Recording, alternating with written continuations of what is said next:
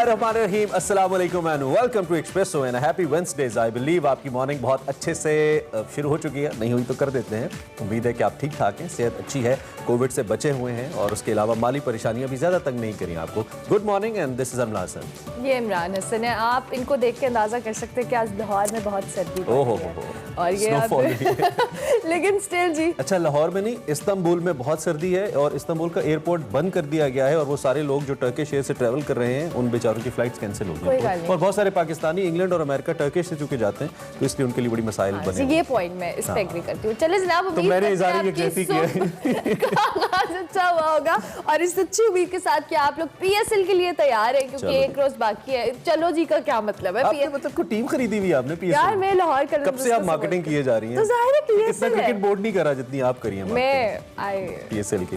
अच्छा, कल की बड़ी आपको पता है जो कल की हाईलाइट थी, पता ही होगा, वो जो टीजर कल रिलीज हुआ उसके बारे में खबरें ये आ रही है कि सोशल मीडिया पे लीक हुआ, पहले फिर तहरीक इंसाफ ने उसको शेयर कर दिया और रमीज राजा साहब, हाँ वो खबरें कुछ ऐसी आ रही है, मैंने सुना है। तो हाँ, तो उसमें यह है कि लेकिन वो टीजर एक नया तासुर था। कुछ ने उसकी बड़ी तारीफ की, जिस तरह रमीज राजा साहब प्राइम मिनिस्टर हाउस में चल के आए हैं और इमरान खान साहब को अकेले मसरूफ बैठे हुए दिखाया गया है। उसके बाद जिस तरीके से उन्होंने कहा कि आप आए तो इट वाज समथिंग गुड। सभी बता देने जब हमने बात करनी है तब बताएंगे ना, इतनी लंबी बातें बताया करें ना पहले। अच्छा जी, लाहौर में फॉग बहुत ज्यादा है तो आपने ध्यान से जाना है अगर आप ऑफिस जा रहे हैं। मौसम अच्छा है लेकिन स्टिल अब सुबह इमरान ने मेकअप रूम में एंटर होते ही कहा था कि अब सर्दी खत्म हो जानी चाहिए। वैसे आई एग्री, बहुत हो गई, बहुत ज्यादा सुस्ती का बायस सर्दी बढ़ रही है, लेकिन ये मुझे लगता है लास्ट स्पेल चल रहा है खासतौर पे लाहौर और दीगर इलाकों के अंदर। और उसके अलावा कोविड का ये लास्ट स्पेल नहीं है, कोविड कहीं जा नहीं रहा। और कल तो बहुत ज्यादा, कल आपको पता है फ्रांस में सबसे ज्यादा, फ्रांस और इटली में, फ्रांस में एक दिन में 5 लाख केसेस सामने आ गए और पाकिस्तान में भी ये शरह कम होकर नहीं दे रही है, मुसलसल बढ़ रही है। और हम अब लाहौर में भी बढ़ी है ये रेशो, तो आपको हॉस्पिटल्स में प्रेशर भी बढ़ रहा है। आपने एहतियात करनी है, वैक्सीन लगवानी है, मास्क का इस्तेमाल करना है। असर तो हमारी बात का होता नहीं है, रोज आके हम कह रहे होते हैं। चलो कोई बात नहीं, उन्होंने केड़ा ला लेना। चलो हेडलाइंस देखते हैं जी, वापस आते हैं।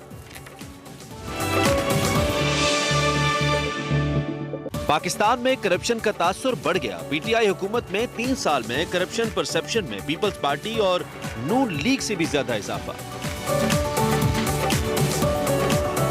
मुल्क में कोई माली करप्शन नहीं। पाकिस्तान की दर्जाबंदी में तनज़्ज़ुली की वजह कानून की कमजोर हुक्मरानी है, हुकूमत का दावा। महंगाई मार्च की तारीख में तब्दीली नामंजूर, मार्च होगा हर सूरत 23 मार्च को ही होगा। मौलाना फजलुर रहमान का दो टोक पैगाम। जज्बाती बयानात का वक्त नहीं, ठंडे दिमाग से फैसले किए जाएं। ऑपोजिशन का मुकाबला करने के लिए वजीर आजम को सीनियर सियासतदान परवेज इलाही के मुफीद मशवरे।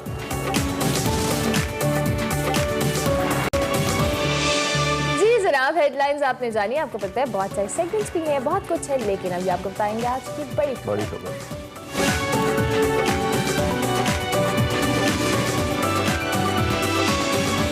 जी तो सबसे पहले एज यूजुअल बड़ी खबर से आगाज करते हैं। मर्ज बढ़ता गया जूं जूं दुआ की। जी हाँ, हम पाकिस्तान में करप्शन के तासुर की बात कर रहे हैं, परसेप्शन इंडेक्स की बात कर रहे हैं। पीटीआई हुकूमत ने करप्शन खत्म करने के जितने दावे, जितने वादे किए, उसी रफ्तार से मुल्क में जो करप्शन परसेप्शन है उसमें इजाफा हुआ। ये हम नहीं कहते, ये ट्रांसपेरेंसी इंटरनेशनल कहता है। कल हमने इस पर बात की थी, आपको याद होगा, शो के इख्तिताम पर एज अ ब्रेकिंग न्यूज़ आपके साथ शेयर किया था। वज़ीर आज़म इमरान खान 90 दिन में करप्शन खत्म करने आए थे, ये आपको याद है। लेकिन के दौर में हुकूमत को जब अब 3.5 साल हो गए हैं, करप्शन कम होने के बजाय हर साल तवातुर से बढ़ती जा रही है। यहाँ तक कि जो अपोजिशन की करप्शन है वो पकड़ने वाले वजीर आजम, उनके अपने मुशीर जो मुशीर एहतसाब थे शहजाद अकबर साहब, उनसे नाकामी पर इस्तीफा ले लिया गया। कल हमने ये सवाल भी किया था। गुज़िश्ता रोज़ ट्रांसपेरेंसी इंटरनेशनल ने दुनिया के 180 ममालिक के करप्शन परसेप्शन इंडेक्स से मुतालिक रिपोर्ट जारी की है और इसके मुताबिक पाकिस्तान में गुज़िश्ता साल की निस्बत से हम अगर बात करें तो 16 दर्जे करप्शन में इजाफा हुआ है। पाकिस्तान की तनज़्ज़ुली हुई है करप्शन के लिहाज से। गुज़िश्ता साल पाकिस्तान की जो रैंकिंग थी वो 124 नंबर पर थी, लेकिन इस साल पाकिस्तान करप्शन में तरक्की करके 140वें नंबर पर आ गया, जो कि आसिफ अली जरदारी और नवाज शरीफ के दौरे हुकूमत समेत 10 साल की बदतरीन रैंकिंग है। रिपोर्ट में हमसाया मुल्क भारत और बांग्लादेश की दर्जाबंदी में कोई तब्दीली नहीं। इसका मतलब यह है कि इन मुल्कों में करप्शन परसेप्शन में कोई इजाफा नहीं हुआ। ट्रांसपेरेंसी की रिपोर्ट पर ऑपोजिशन का सख्त रद्द-ए-अमल सामने आया। उन्होंने हुकूमत के खिलाफ चार्जशीट और फर्द जुर्म इसको करार दिया और वजीर आजम की सदाकत और अमानत पर भी सवालात उठाए जा रहे हैं। इस्तीफे का मुतालबा भी किया जा रहा है, जबकि करप्शन परसेप्शन में इजाफे पर वफाकी वज़रा और हुकूमती शख्सियात की मुख्तलिफ वजाहतें सामने आई और ट्रांसपेरेंसी इंटरनेशनल की साख पर सवालात उठाए जा रहे हैं। मुआविन खुसूसी शहबाज गिल साहब ने आदिल गिलानी और उन पर नवाज शरीफ की नवाजिशात का तस्करा किया। कहा कि रिपोर्ट शरीफ फैमिली की लिखी समझी जाए। वफाकी वजीर इत्तलात फवाद चौधरी साहब ने भी ये दावा किया कि रिपोर्ट में फाइनेंशियल करप्शन शामिल नहीं है और पाकिस्तान की रैंकिंग में जो तनज़्ज़ुली की वजह है वो कानून की कमजोर हुक्मरानी और स्टेट स्ट्रक्चर है। वजीर आजम ने साथ साथ ये भी दावा करे कि मौजूदा हुकूमत ने करप्शन के खिलाफ सबसे ज्यादा इकदाम किए हैं, जबकि करप्ट लोगों के जो मुकदमात हैं वो सामना करने की बजाय मुल्क से बाहर निकल गए। अब ये गैर जरूरी इल्तवा के बहाने भी बना रहे हैं। जबकि करप्शन के ज़ेर इल्तवा केसेस की बात की जाए तो जल्द निपटाने के लिए अदालतों में जो मौसे पैरवी है इसी पर इस मौसे पैरवी की जाएगी, तभी ये करप्शन के जो केसेस हैं किसी साइट पर जाएंगे। बिल्कुल, हमारे साथ अहमद बिलाल महबूब साहब मौजूद हैं, पिलडैट के सरबराह हैं। उनसे जरा इसी हवाले से बात करते हैं कि वो क्या राय रखते हैं इस रिपोर्ट के आने के बाद। अहमद बिलाल महबूब साहब, बहुत शुक्रिया। सबसे पहले तो ये जो बैनुल-अक़वामी इदारे हैं इनकी रिपोर्ट्स को यकीनी तौर पे सीरियस लिया जाना चाहिए। कम से कम अपना जायज़ा ज़रूर लेना चाहिए कि एक इतना बड़ा इदारा क्यों रिपोर्ट कर रहा है, और छोटी मोटी रिपोर्ट है भी नहीं, उसमें बहुत शदीद मसाइल बताए जा रहे हैं इनिशियली जो उसका खाका सामने आया है। लेकिन उसके बावजूद ऐसा लगता है कि हुकूमत पर इसका असर नहीं हो रहा। हुकूमती मुशीरान फिर आके शहबाज गिल साहब जैसे ये कह रहे हैं कि जी ये तो लिखी लिखाई रिपोर्ट है, इसको तो समहाउ स्पॉन्सर्ड किया गया है या ये प्लांटेड रिपोर्ट है, कुछ इस तरह का तासुर देने की कोशिश की जा रही है। आप इस पे क्या कहेंगे? तो मेरे ख्याल में ये सही तर्ज अमल नहीं है, क्योंकि एक बैनुल-अक़वामी ऑर्गेनाइजेशन है, हर साल वो रिपोर्ट बनाती है, 180 मुल्कों की रिपोर्ट बनाती है, पाकिस्तान स्पेसिफिक नहीं है। और माजी में इमरान खान साहब खुद इस रिपोर्ट के हवाले भी देते रहे हैं, इसका मतलब है वो इसे क्रेडिबल समझते हैं। तो उसकी ऑर्गेनाइजेशन की क्रेडिबिलिटी के ऊपर सवाल उठाने की बजाय अगर वो मेरे ख्याल में अपना तज्जिया करें और अपने अंदर झांकें और चीज़ें जहां गलत हैं उनको बेहतर करने की कोशिश करें, तो शायद ये उनकी एनर्जी का बेहतर इस्तेमाल होगा। और अगर कोई वाकई ऐसी कोई चीज़ है जो उनके नज़दीक काबिल एतराज़ है तो उसको स्पेसिफिकली मेंशन करें और उसको उठाएं और उसको बैनुल-अक़वामी तौर पे उस ऑर्गेनाइजेशन की गलती को साबित करें। लेकिन मेरे ख्याल में इस तरह से उसके ऊपर तनकीद करना इन जनरल टर्म्स वो गालिबन दुरुस्त नहीं है। ठीक होगा सर। वजीर आजम ने हमेशा करप्शन के खात्मे के हवाले से अगर हम बात करें तो पीटीआई की गवर्नमेंट का स्टांस भी यही रहे कि करप्शन का खात्मा करूंगा। इसके बावजूद वजीर आजम दावा भी कर रहे हैं कि हमने इस मौजूदा हुकूमत ने सबसे ज्यादा इकदाम लिए हैं करप्शन को लेकर, उसको खत्म करने के हवाले से। दावों के बावजूद आपको क्या लगता है कि क्या रीजन हो सकती है कि पाकिस्तान की इतनी जो कह लें इस तमामतर रैंकिंग में इतनी तनज़्ज़ुली हुई है और वो भी एक साल के अंदर? जी हाँ, देखें, ये तो किसी भी हुकूमत के लिए बहुत एम्बैरेसिंग होता अगर इस तरह की रिपोर्ट उनके खिलाफ आती। लेकिन ऐसी हुकूमत के खिलाफ जिसका बुनियादी अपना एग्जिस्टेंस की वजह ये हो कि उन्होंने करप्शन के खिलाफ इक़दामात करने हैं तो उसके बारे में उनके कमिटमेंट्स हैं और उनका मैनिफेस्टो है, उसके लिए तो बहुत ही एम्बैरेसिंग है। मेरे ख्याल में जो बड़ी वजह मेरे ख्याल में समझ में आती है वो ये है कि एक तो उन्होंने बातें बहुत की हैं, ऐलानात बहुत किए हैं पार्टी ने, लेकिन उसके मुकाबले में जो सीरियस सॉलिड रोबस्ट एक्शंस करने चाहिए थे, मिसाल के तौर से जो नेशनल अकाउंटेबिलिटी ब्यूरो था, इसको जिस किस्म की ऑटोनॉमी और इंडिपेंडेंस की जरूरत थी वो हमें कोर्ट्स ने भी बताया है कि वो पॉलिटिकल इंजीनियरिंग का एक लगता है टूल बनता जा रहा है। ये हम नहीं कह रहे, ये साबिक चीफ जस्टिस ने अपनी तकरीर में कहा और फिर कई अदालतों ने भी इसके ऊपर सवालात उठाए। तो इसका मतलब है कि नैब की जो न्यूट्रलिटी है, उसका इंडिपेंडेंस है, उसके ऊपर भी सवालात उठे और उसके कॉम्पिटेंस पे भी सवाल उठे। तो हुकूमत को करना ये चाहिए था कि इस इदारे की इंडिपेंडेंस को इंश्योर करते और इसको अगर वसाइल चाहिए थे, बेहतर एक्सपर्ट्स चाहिए थे जो कि बहुत महंगे होते हैं वाइट कॉलर क्राइम्स के, वो इनको मुहैया करते। तो मेरे ख्याल में ये सबसे बड़ी खामी रही है कि ये इदारे की पॉलिटिकल न्यूट्रलिटी मुतासिर भी हुई है और इसकी कॉम्पिटेंस को बढ़ाने के भी इकदाम नहीं किए गए। ठीक है अहमद बिलाल महबूब, अगर मैं आपसे कहूं कि थोड़ा सा हमें इस रिपोर्ट के स्ट्रक्चर के हवाले से आप हमें समझाएं या इसकी इंपॉर्टेंस बताएं। एक तो आप ये काइंडली हमारे ऊपर वाजे करें कि ये रिपोर्ट इंपॉर्टेंट कितनी है करप्शन इंडेक्स को लेकर, नंबर 1, और नंबर 2 जो हुकूमत का स्टैंड है, जो वजीर इत्तलात कह रहे हैं, उनका ये कहना है कि ये माली करप्शन की वजह से नहीं है, ये कानूनी पेचीदगियां या जो कमजोरियां हैं उसको ज्यादा पोर्ट्रे करती है ये रिपोर्ट, और जो स्टेट का स्ट्रक्चर है उसकी कमजोरियों की जानिब ज्यादा निशानदेही करती है। इसका ताल्लुक माली करप्शन से नहीं है, माली बदउनवानी से नहीं है। इस तासुर के हवाले से भी जरा अपना तजिया हमारे सामने रखिए। देखिए, ये रिपोर्ट जनरली रिलाय करती है 13 जो बैनुल अक़वामी इदारे हैं उनकी रिपोर्ट्स के ऊपर, जिनमें से बहुत बड़े इदारे हैं जैसे वर्ल्ड बैंक है, जैसे वर्ल्ड इकोनॉमिक फोरम है, इस तरह इकोनॉमिक इंटेलिजेंस यूनिट है, और भी कुछ ऐसे इदारे हैं जो हर साल दुनिया के मुख्तलिफ ममालिक का जायज़ा लेते रहते हैं मुख्तलिफ हवालों से। उनमें से कुछ इदारे तो उन मुल्कों के अंदर सर्वे भी करते हैं, मसलन बिजनेसमैन का सर्वे, इन्वेस्टर्स का सर्वे, आम लोगों का सर्वे जो हुकूमत के साथ डील कर रहे हैं। तो वो इदारे जो अपनी अपनी रिपोर्टें बनाते हैं, 13 इदारे, उनमें से 8 इदारे ऐसे हैं जो पाकिस्तान से मुताल्लिक हैं। उनकी रिपोर्टों को ये लेके उसको वो कहते हैं ये डेटा सेट है उनका, और उसकी बुनियाद पे फिर ये स्कोर मुरतब करते हैं 100 में से। मैक्सिमम 100 स्कोर है और आपका कितना स्कोर है ये मुतय्यन करता है कि आप कितने करप्ट हैं या कितने क्लीन हैं। जो फवाद चौधरी साहब ने फरमाया ना, वो मुझे लगता है कि वो दुरुस्त नहीं है, इसलिए कि इकोनॉमिक इंटेलिजेंस यूनिट, उनमें से इकोनॉमिस्ट्स इंटेलिजेंस यूनिट एक इदारा है जिसकी रिपोर्ट इसमें शामिल होती है उन 8 इदारों में से।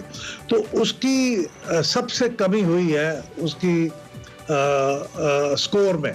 46% हमारा पिछले साल के मुकाबले में स्कोर कम हुआ है।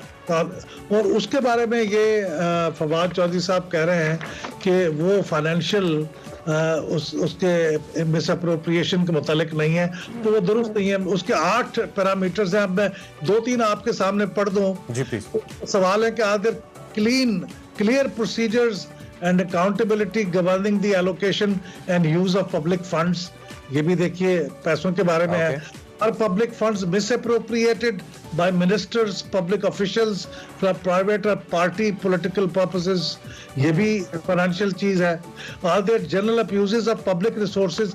तो इस तरह 8 में से 6 नकात ऐसे हैं, क्वेश्चंस ऐसे हैं जो प्योरली फाइनेंशियल मिसअप्रोप्रिएशन से मुताल्लिक है। लिहाजा ये कहना बड़ा मुश्किल है, बल्कि ये बिल्कुल ही गलत है कि ये फाइनेंशियल मिसअप्रोप्रिएशन के मामलात नहीं है।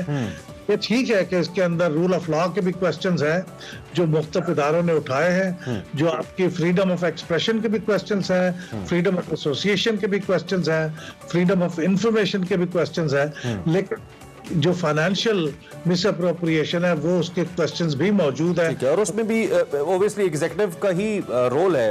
अगर कानून साजी है या कानून की अमलदारी है या गुड गवर्नेंस है, तो वो भी उसकी बराह रास्त जिम्मेदार हुकूमत है जो भी सिटिंग गवर्नमेंट है। अच्छा, आप चूंकि इंतखाबात के हवाले से आप पिल्डेट के सरबराह भी हैं, चीज़ों को बहुत करीबी तौर पर समझते हैं, जानते हैं, ऐसी रिपोर्ट्स का एक पॉलिटिकली क्या इम्प्लीकेशंस हो सकती हैं एक सियासी जमात के ऊपर, खासतौर पे तहरीक इंसाफ जैसी जमात, जैसे कि आपने खुद भी कहा, जो इंसाफ के नाम पे करप्शन को रोकने के लिए आई और करप्शन बढ़ा बैठी अपने दौर में, उस पर क्या इम्प्लीकेशंस हो सकती हैं इसकी? इसमें तो कोई शक नहीं कि हुकूमत को बहुत इससे धचका लगा है और नुकसान पहुंचा है, और वजीर आजम साहब खुद भी इस बात का एतराफ़ कर चुके हैं कि वो एहतसाब करने में कामयाब नहीं हुए अभी तक। लेकिन ये भी कहना कबल वक्त होगा कि अगले इंतखाबात में कोई फैसला कुन किरदार अदा करेगी, क्योंकि एक और रिपोर्ट भी आएगी अभी, और उससे 1.5 साल के अरसे में बहुत सी डेवलपमेंट अभी होनी है। और हमने देखा है कि इंतखाबात के करीब की जो डेवलपमेंट्स होती हैं, इंतखाबात से 3-4 महीने पहले की जो चीज़ें होती हैं वो बहुत इम्पैक्ट करती हैं। और हमारे यहाँ बहुत अहम चीज़ें होने वाली हैं।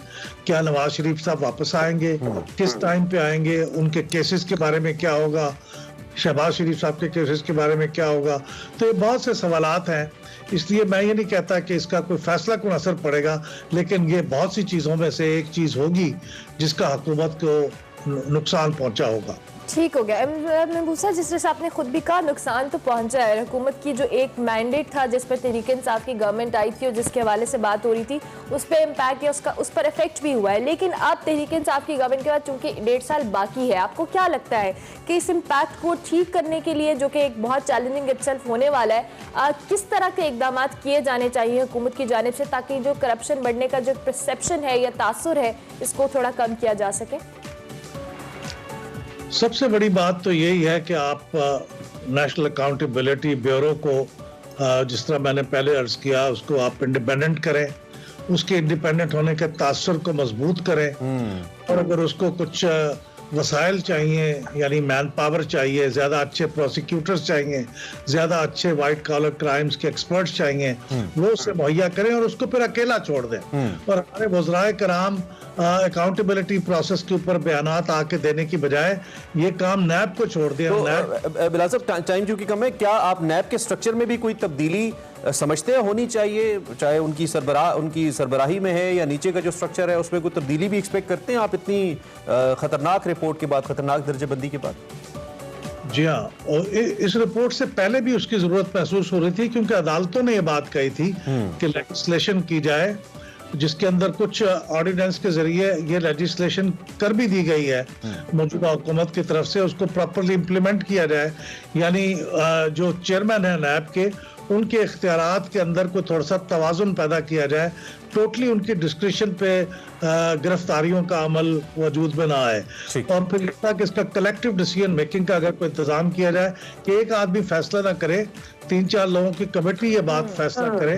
और नैब की जो अभी हाल ही में 1-2 चीजें चेंज की गई हैं कि उनको रिटायर करने का या उनको बर्खास्त करने का काम ये के हवाले ना किया जाए, ये काम जो प्रॉपर तरीके के साथ एक मैकेनिज्म होना चाहिए और उसके तहत ही हो, एक शख्स के इर्द-गिर्द ये इदारा ना घूमे और काम ना करे। Thank you very much Ahmed Bilal Mehboob sahab, बहुत शुक्रिया, आपने हमें वक्त दिया और इस इंतहाई अहम मौजू पे हमसे बात की।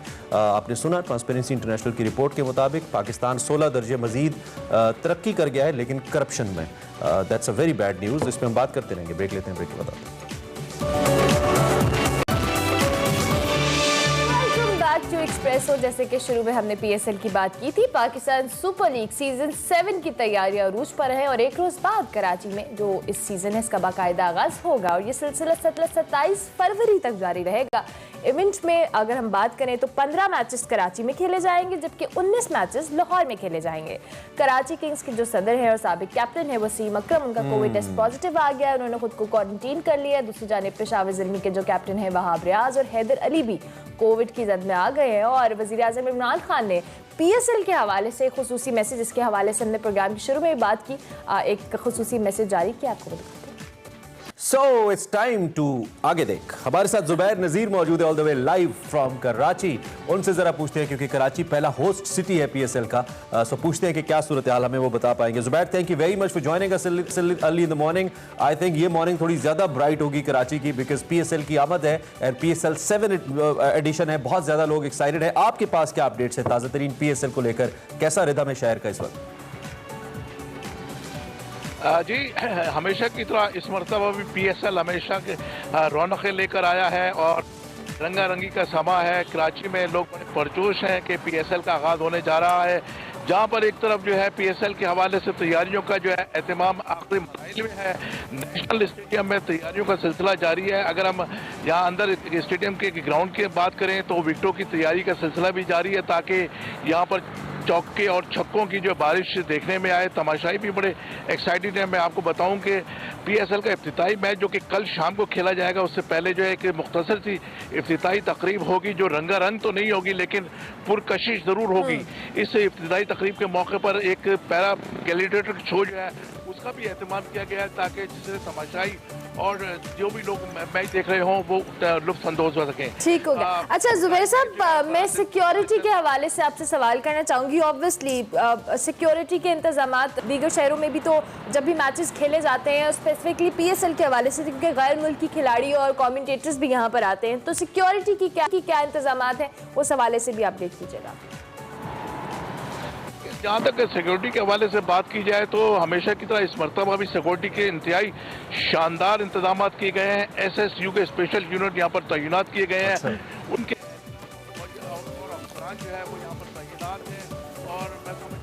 पर जो कैमरे लगाए गए हैं पीसीबी की जानिब से वो चप्पे चप्पे की निगरानी कर रहे हैं, तो इंशाल्लाह उम्मीद ये है कि सिक्योरिटी भरपूर होगी। ठीक है, और मजीद कोई इंस्ट्रक्शंस पीसीबी की जानिब से जारी की गई हैं क्या? जो शायकीन देखने आएंगे वो बराह रास्त स्टेडियम्स आ पाएंगे या कोई शटल सर्विस का आगाज़ किया गया है जो पहले किया जाता है? इस हवाले से कुछ इंतजामात के बारे में बता पाएँ आप? जी डेफिनेटली इस हवाले से ये है कि हमेशा ये देखा गया कि जब मैचेस हो रहे होते हैं तो कराची के शहरी जो है बहुत बेचारे परेशान हो जाते हैं, लेकिन इस दफ़ा ट्रैफिक के इंतजाम को जो है बहुत उन्होंने बेहतर बनाने की कोशिश की है और बेशतर सड़कें जो हैं जो कि बंद कर दी जाती हैं वो खुली रहेंगी। सिर्फ एक सड़क जो कि हसन स्क्वायर से स्टेडियम की तरफ आती है वो बंद रहेगी ताकि ये कि शहरियों की ट्रैफिक की रवानी जो है उसका सिलसिला जारी रहे। और दूसरी जानिब जैसा कि आपको पता है कि जी जुबैर भाई, दूसरी जानिब शहरियों का क्या रिएक्शन है? एक तरफ कोविड बहुत ज़्यादा है, ऑलमोस्ट 40% को टच कर रहा है, कल 37% था। दूसरी जानिब शहरी मैच भी देखना चाहेंगे, PSL है, तो शहरियों का क्या रद्द अमल है आपके हल्का अहबाब में या कुछ लोगों से अगर आपकी बात हुई हो? क्या आएंगे लोग, प्लान है उनका?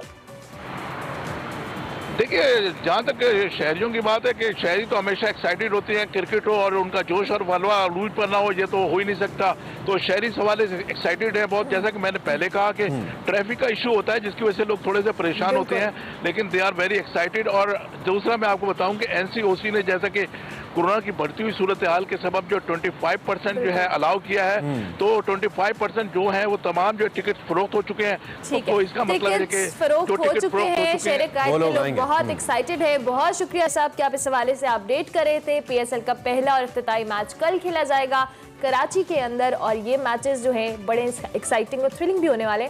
25% ऑडियंस को अलाउ किया गया है, तो आई होप के सबसे खैर आफियत से हो जाए। और जो सिचुएशन है प्लेयर्स के हवाले से वो भी हमने आपको बताई, क्वारंटीन तो कर लिया है, आई होप आगे इस थोड़ा ठंडा PSL है कराची के लिए, तो I think Karachi ice would enjoy it, I believe they will. देखते हैं जी कैसा होता है, आपको आगाह रखेंगे। ब्रेक लेते हैं, ब्रेक के बाद फिर से वेलकम बैक टू एक्सप्रेस। अब आपकी मुलाकात हम एक ऐसी शख्सियत से करवाने वाले हैं जिन्होंने एक किताब लिखी है फेथ एम्पावर्ड लीडरशिप के नाम से, और इस किताब का जो टाइटल पेज है उससे सबसे अहम चीज़ ये है कि connect with the source of all power, peace and fulfilment and achieve true success. इस किताब के हवाले से आपको बताएं तो इसके 10 सब्जेक्ट्स हैं और इसको लिखने का पर्पज़ ये था कि पढ़ने वाले को ईमान की अहमियत को समझने में मदद मिले ताकि वो दुनिया और आखिरत में कामयाबी हासिल कर सके और अपने जो जज्बा ईमानी है उसको मजबूत बनाए। इस किताब में इस बात का अहाता किया गया है कि एक बाख्तियार लीडर बनने के लिए क्या ज़रूरी है कि ज़िंदगी के मकसद के मुताबिक गुजारा जाए और अपने आप को अल्लाह ताला की मर्जी के ताबे लाया जाए। इस किताब के जो मुसन्निफ है मोहम्मद नवीद मिर्ज़ा, वो इस वक्त all the way from Canada हमारे साथ मौजूद हैं। उनके हवाले से तो बताएं, उन्होंने अपनी पेशा ज़िंदगी का जो आगाज़ है वो बतौर एरोस्पेस इंजीनियर किया था और 15 साल से ज़ायद तक वो पाकिस्तान एयरफोर्स के साथ भी काम कर चुके हैं और आजकल कनाडा में मुकीम है, वहीं से हमें ज्वाइन करने वाले। बिल्कुल, बात करते हैं उनसे। नवीद मिर्ज़ा साहब, वेरी मच, एक तो आपने हमें ज्वाइन किया और दूसरा ये कि ज़बरदस्त आपका कंट्रीब्यूशन है बुक्स को लेकर। हमें बहुत ज़रूरत है न सिर्फ ज़्यादा किताबों की बल्कि ऐसे ज़्यादा आइडियाज़ की जो कि इन किताबों के ज़रिए हमारे जो अजहान हैं उसमें कुछ बेहतरी ला सकें। और आपकी जो ये तसनीफ़ है ये यकीनी तौर पे उसका अहाता करती है, हमें समझ आता है। मैं चाहता हूँ सबसे पहले तो आप इस ख्याल को ज़रा सा खुद इसकी वजाहत करें कि ये ख्याल जो आपने तहरीर किया इस किताब की सूरत में ये क्या है और इसकी ज़रूरत क्यों पेश आई आपको? Thank you very much Meela and Imran. आपके चैनल पे आने का मुझे बहुत ये एजाज़, पहली दफ़ा इनफैक्ट मैं लाइव शो में आ रहा हूँ, but I have done many other interviews, लेकिन ये पहला मेरा मौका है, तो anyway thank you very much for having me.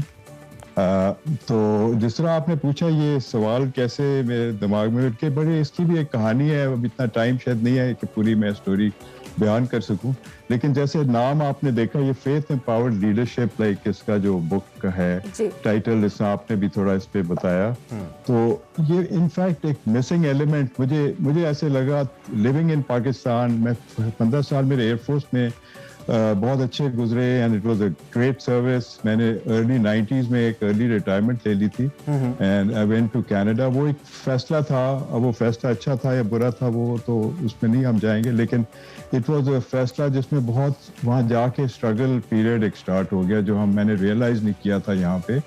लेकिन वो हर एक के साथ होता है, जो भी एक बड़ा एक चेंज जिंदगी में आता है। तो जब वो चेंज आया तो वो एक कंफर्ट जोन से बाहर आना पड़ा, और उस कंफर्ट जोन से जब बाहर आते हैं जॉब के सिलसिले में, पेरेंट्स की सपोर्ट होती है, यहाँ पे बहुत कुछ होता है पाकिस्तान अपने मुल्क में, बाहर आके फिर वो चीज़ें आपको एकदम आपसे छीन ली जाती हैं, तो आपकी अपनी क्रेडिबिलिटी आपको बनानी पड़ती है। तो वो ऐसा वक्त था, वो मैंने कुछ बुक में कवर किया उसको, लेकिन उस पीरियड में मुझे अपने आप को रीडिस्कवर करना पड़ा ऑल ओवर अगेन, बिकॉज अब जॉब सिक्योरिटी उस तरह नहीं थी, तो I had to build myself up. So in a way it was good, it was challenging, क्योंकि मुझे अब अपनी अंदर की सलाहियतों को, जो चीज़ें मेरी शायद पॉलिश नहीं हुई थी, like creating income on my own was my main, उसके लिए बहुत अभी एक हमारा बैकग्राउंड तो था नहीं बिजनेस का उस लिहाज से कि ठीक है। तो अंदर अगर सर मैं आपसे पूछूं, अगर आप अपनी किताब को थोड़ा सा समझा दें लोगों को कि ये क्यों पढ़ना जरूरी है, एक नए कारी के लिए, एक नए रीडर के लिए क्यों जरूरी है, और अगर वो पढ़ेगा मेरे जैसा नया पढ़ने वाला, तो वो इससे क्या सीख सकता है, मुख्तसरन अगर आप हमें बता सकें।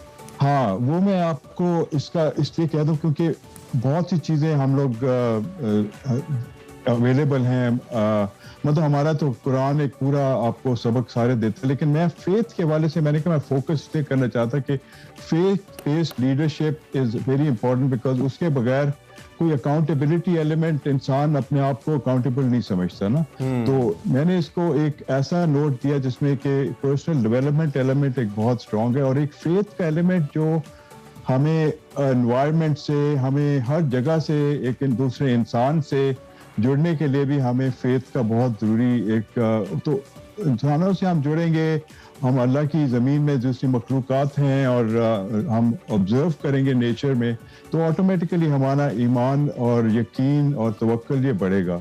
तो वो बड़ा फंडामेंटल है, अगर वो नहीं है तो फिर आगे कुछ भी नहीं है। तो मैंने सिर्फ इसको फोकस किया in a very non controversial way, which is जो लोगों को जोड़ता है, मतलब जिसमें कि 85% of people of the world जो कि किसी ना किसी हायर पावर को मानते हैं, तो वो सब हम एक ही अल्लाह की मखलूक हैं, तो वो सबको जोड़ने के लिए, सो दैट इज माय एक मेन मकसद ये था कि सबको, औरों को भी हम साथ जोड़ें। ठीक हो गया। सर, इसके साथ साथ जिस तरह से आपने भी किताब के टाइटल के हवाले से भी बताया कि फेथ एम्पावर्ड लीडरशिप के हवाले से पाकिस्तान की, मैं स्पेसिफिकली भी बात करती हूँ, दुनिया भर में भी लोगों की एक आम पब्लिक का परसेप्शन बड़ा डिफरेंट होता है when it comes to implementation, या वो जब लोगों को एक पोट्री होती है वो बहुत एक डिफरेंट चीज़ होती है। आपने ईमान और दीगर जो सूफीज़म वाला एक एलिमेंट है उसको भी बहुत ज़्यादा डिस्कस किया। हम चाहेंगे इसको आपने किस तरह से रिलेट किया, अगर आप थोड़ा सा एक्सप्लेन कर सकें हमारे लिए। लीडरशिप को मतलब अपनी यहाँ अच्छा नहीं, लीडरशिप मैंने इसको ब्रेक डाउन इस तरह कि एक तो फर्स्ट ऑफ ऑल लीडरशिप के हमारे एग्जांपल्स कौन होने चाहिए, राइट। फर्स्ट ऑफ उसमें मैंने फेथ एम्पावर्ड इसलिए कहा कि उसमें हमारे जो मैंने इसमें सिर्फ 4-5 पैगंबरों का इसलिए लिखा है कि अल्टीमेट फेथ एम्पावर्ड लीडर्स वही हैं हमारे जो एग्जांपल्स हैं, जिसमें हमारे प्रॉफिट सल्लल्लाहु अलैहि वसल्लम आखिरी पैगंबर, लेकिन बाकी सारे पैगंबर की लाइफ भी जो है वो purely faith based, they have led their people, right. तो उसके बाद फिर हम आते हैं अपनी पर्सनल मैं उसको कहता हूँ कि पर्सनल लीडरशिप, जिसमें कि आप अपने आप को पहले अपने तो लीडर बने, तो जिसमें एक पर्सनल डेवलपमेंट का एक एलिमेंट आ जाता है ना, तो उसमें आप अपने आप को बेहतर करें, वो बहुत इंपॉर्टेंट है, क्योंकि उसके बगैर आगे हम चल नहीं सकते। तो देन आपकी टीम्स आती हैं, आपकी फैमिली आती है, आपकी बहुत सी और चीज़ें आती हैं, और बहुत सी और चीज़ें मैंने बुक में इसको कवर की हैं। तो इस हवाले से आप चूंकि खुद भी you been must have been a very vibrant kind of person, you know, Pakistan air force के अंदर आपने काम किया है, और फिर आपने एक 360 एंगल चेंज डिसीजन लिया, went to Canada, settled there, and now you are a writer. So I believe आपकी लाइफ एक हैपनिंग लाइफ थी, इसके अंदर तजर्बात भी बहुत होंगे और चैलेंजेस भी बहुत होंगे, आई कैन इमेजिन। उसको बेस करते हुए और अपनी इस तहरीर को बेस करते हुए, since you have this platform, जो लोग आपको देख रहे हैं, आई वांट यू सर कि कुछ उनको कहें, आप कुछ कहना चाहें इस हवाले से, आप अपनी लाइफ को लेकर, इस तजर्बे को लेकर। मैं आपने यही कहूँगा कि हर स्पेशली वो लोग जो यंगस्टर्स हैं और जो लोग कुछ मिड लाइफ क्राइसिस से गुजर रहे होते हैं, क्योंकि उनकी लाइफ में मतलब they have to change, right. So change करने के लिए बहुत सी आपको अपने अंदर की सलाहियतों को चमकाना पड़ता है, सिर्फ डिग्री इज नॉट इनफ। तो उसमें आपको जब तक आप अपने आप पे, मैं कहता हूँ कि एवरी डे यंगस्टर्स जो हैं, और ये मैंने भी जब भी शुरू से, खैर हमारी ट्रेनिंग भी बहुत अच्छी थी, but when I left in 1992 उसके बाद से मेरा एक फेज ऐसा स्टार्ट हुआ कि इसके बगैर मैं अब I had to reinvent myself and I had to go deeper, I had to study more. मुझे दीन के साथ, दूसरे लोगों के साथ, एक सेकुलर वर्ल्ड में हम रहते हैं, वहाँ पे भी हर लिहाज से एक चीज को आपको कॉन्स्टेंटली इंप्रूव करना पड़ता है, वो सिर्फ डिग्री से नहीं आती है। और this is my main point कि जो पर्सनल डेवलपमेंट का एलिमेंट है ना, सेल्फ डेवलपमेंट, ये that is more important. Right such a pleasure to have you. Time हमारे पास कम है, लेकिन हमें बहुत अच्छा लगा आपसे मिलके ऑब्वियसली यहाँ पे, और इंशाल्लाह कोशिश करेंगे किसी और नशिस्त में भी आपसे जरूर बात हो। जब आप पाकिस्तान आए तो डेफिनेटली हमारे सेट पे जरूर जाओ, और हम इस पर्सनल डेवलपमेंट फिनोमेनन को मजीद एक्सप्लोर करें आपके साथ, क्योंकि इकबाल ने भी कहा था अपनी दुनिया आप पैदा कर अगर जिंदों में है। Thank you very much once again for joining us और हमें ये ऑनर दे आपसे बात हुई। आप इस किताब को पढ़िए, और उर्दू में भी इसका तर्जुमा पुरयकीन क़यादत के नाम से मौजूद है, अगर आप इसको पढ़ना चाहते हैं। तो हमारे साथ इसके मुसन्निफ मोहम्मद नवीद मिर्जा साहब मौजूद। अभी हम एक ब्रेक लेंगे, ब्रेक के बाद हाजिर होंगे। आप देखते रहिए एक्सप्रेसो।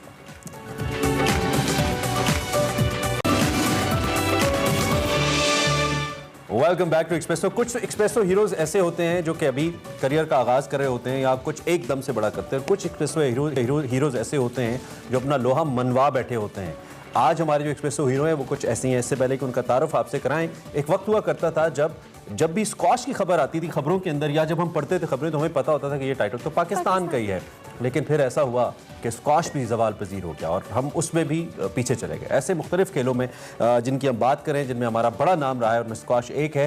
अब अगर हम ये कहें कि इसमें से स्क्वाश में से पाकिस्तान का नाम निकाल दिया जाए तो शायद ही कुछ बाकी रह जाए। पाकिस्तान ने इस खेल में जहाँ चैम्पियंस बनने का एजाज़ हासिल किया, चैम्पियंस अपने साइड पे किए, इन चैम्पियंस की अगर हम जिक्र करें, रोशन खान, हाशिम खान, आज़म खान, जहांगीर खान, जान शेर खान, तारीख भरी पड़ी है और कई टाइटल से भरी पड़ी है। आज हमारे साथ गुज़िश्ता 4 सालों से national squash champion Tayyab Aslam मौजूद हैं, जिन्हें इनवाइट किया है। इस वक्त वर्ल्ड 41 है, लेकिन ही इज़ लुकिंग फॉरवर्ड कि एक दिन वो वर्ल्ड नंबर 1 भी बनेंगे। और रिसेंटली जो चीफ मिनिस्टर चैंपियनशिप हुई है, इसका टाइटल भी उन्होंने अपने नाम किया है। इस वक्त तैयब हमारे साथ स्टूडियोज में मौजूद हैं। तैयब को हम खुश कहेंगे। तैयब, सबसे पहले तो welcome to Expresso and congratulations कि आपने ये चीफ मिनिस्टर की जो चैंपियनशिप है, इंटरनेशनल ओपन स्क्वाश चैंपियनशिप, ये जीती है, इसका टाइटल अपने नाम किया है। कैसा लगता है? Thank you very much. अल्हम्दुलिल्लाह, इंटरनेशनल इवेंट मेरे 11th था, और मैंने इससे पहले भी पाकिस्तान के लिए काफ़ी इवेंट जीते हैं, जैसे south Asian games, Asian games में मैंने ब्रॉन्ज मेडल लिया। तो हम तो अपने तौर पे कर रहे हैं, जो स्क्वाश प्लेयर्स हैं अपनी रोल अदा कर रहे हैं, लेकिन मसला आ जाता है स्पॉन्सर्स का, क्योंकि पाकिस्तान में स्पॉन्सर्स की थोड़ी इश्यूज है। ठीक है, तो मुझे लगता है बहुत इश्यूज है। हाँ, थोड़े नहीं, काफ़ी इश्यूज देखें जी। अब तो पहले तो फिर स्पॉन्सर्स थोड़े बहुत थे और थोड़े से डिपार्टमेंट थे। क्रेडिट गो टू वज़ीर आज़म जिन्होंने डिपार्टमेंट ही खत्म कर दिया है। इवन कि मैं पाकिस्तान नंबर 1 हूँ, तो मैं भी किसी डिपार्टमेंट में नहीं हूँ। तो फिर इसी तरह के फिर आप जो रिजल्ट भी देखें, being very frank, to run your kitchen आपको कुछ ना कुछ करना पड़ेगा। गेम भी करेंगे साथ, मैं स्क्वाश भी खेलता हूँ, फॉरेन जाकर ट्रेनिंग भी करनी होती है, और तकरीबन एक प्लेयर को मैक्सिमम एक साल में 12 से 14 टूर्नामेंट खेलने होते हैं, और एक टूर्नामेंट में तकरीबन 4 से 5 हज़ार डॉलर लगता है। तो अगर प्लेयर के पास स्पॉन्सर नहीं होगा तो वो कैसे मैनेज करेगा? अच्छा, ऑब्वियसली हमने स्क्वाश के हवाले से बात की कि हम हिस्ट्री को देखें तो स्क्वाश में इतने बड़े बड़े प्लेयर्स जिनके हमने नाम भी लिए, जहांगीर खान है, हाशिम खान है, आजम खान है, लेकिन स्टिल हमारे पास अभी भी, आपने जिस तरह से कहा, उस टाइम पे हमने एक पीक देखी, और अब हमारे प्लेयर्स शायद बहुत सारे डीमोटिवेट भी हो जाते हैं। आपने जो अपने मसाइल और चैलेंजेस का जिक्र किया, सो कोई आप ऐसी सजेशन हम चाहेंगे ज़रूर देना चाहें कि आप लोगों को किस तरह से स्टेट लेवल पे अकोमोडेट किया जाए, ताकि जो आप इंटरनेशनली खेलते हैं वो बेहतर अंदाज में, बेहतर फैसिलिटीज़ के साथ खेल सकें? देखिए, स्क्वाश मैं थोड़ा सा इस तरह आपको बताना चाहूँगा, क्योंकि स्क्वाश थोड़ी सी चेंज हो गई है, क्योंकि आपको हर 10 साल बाद दुनिया चेंज होती है, तो स्क्वाश भी चेंज हो गया है। तो स्क्वाश अभी बॉल चेंज है, कोर्ट चेंज है, रैकेट चेंज है, फ्लोर चेंज है, हर चीज़ चेंज हो गई है। तो हमारा थोड़ा सा इशू चल रहा है, हम 80s में फंसे हुए हैं। हमारे जो कोचेज़ हैं वो मानने के लिए तैयार ही नहीं है कि स्क्वाश चेंज, वही मसला जो हमारा हॉकी में रहा है सेम। तो क्योंकि अगर वो मानेंगे तो उनकी जॉब को थोड़ा सा इशू हो सकता है, तो इसलिए तो वो उस टाइम के ट्रेंड है, हाँ, वो मानते नहीं है। तो अगर हम उस चीज़ों को फॉलो नहीं करेंगे तो हम कैसे वर्ल्ड चैंपियन बनेंगे? और बात रही प्लेस के लिए, तो पाकिस्तान स्क्वाश फेडरेशन को थोड़ा सा सपोर्ट करना पड़ेगा। खाली इवेंट से नहीं काम चलेगा कि साल में 1-2 इवेंट करवा लिए उससे आपके प्लेस आ गए, वो 1-2 से तो कुछ भी नहीं होता। एक प्लेयर को, आपको पहले भी बताया, 12 मैचेस चाहिए, तो अगर वो 12 नहीं खेलेगा उसकी रैंकिंग कैसे इंप्रूव होगी। मैं पिछले साल 40s में आ गया था, तो एक साल पे मैं 40s में फंसा हूँ, क्योंकि हमारी जो रैंकिंग होती है PSA की, वो वर्ल्ड प्रोफेशनल स्क्वाश की, अभी मैंने फरवरी में मैचेस पॉइंट्स लिए हैं ना, वो नेक्स्ट ईयर फरवरी में एक्सपायर हो जाएंगे। ओके, फिर नए लेने पड़ेंगे। तो आपको कंटिन्यूसली खेलना पड़ता है। तो ये नहीं है कि आप पॉइंट्स लेके। हमारी फेडरेशन क्या कर रही है इसमें इस वक्त? पाकिस्तान स्क्वाश फेडरेशन फिलहाल तो बातें ही कर रही है, क्योंकि वो उनको वही मसला है कि वो मानना नहीं चाह रहे। और आगे से प्लेयर्स अगर आके मीडिया पे बोलते हैं तो उनको और मसला हो जाता है कि जी क्यों बोला। भाई खामी है तो बोलेंगे तो हल होगी ना, आपस में काम करें। ये तो इश्यूज हैं जो अगर हम मीडिया पे नहीं बताएंगे तो किधर बताएंगे। तो क्योंकि हमने तो उनके साथ मीटिंग में भी बोल चुके हैं कि नहीं, इस चीज़ों को चेंज करने की ज़रूरत है। अब फिटनेस लेवल मैं आपको, पाकिस्तान प्लेयर्स का थोड़ा इशूज है, मैं भी उसमें हूँ, लेकिन हमारे वो ट्रेनर ही नहीं है, जो न्यूट्रिशन ही नहीं है जो हमें उस लेवल की फिटनेस करा सके।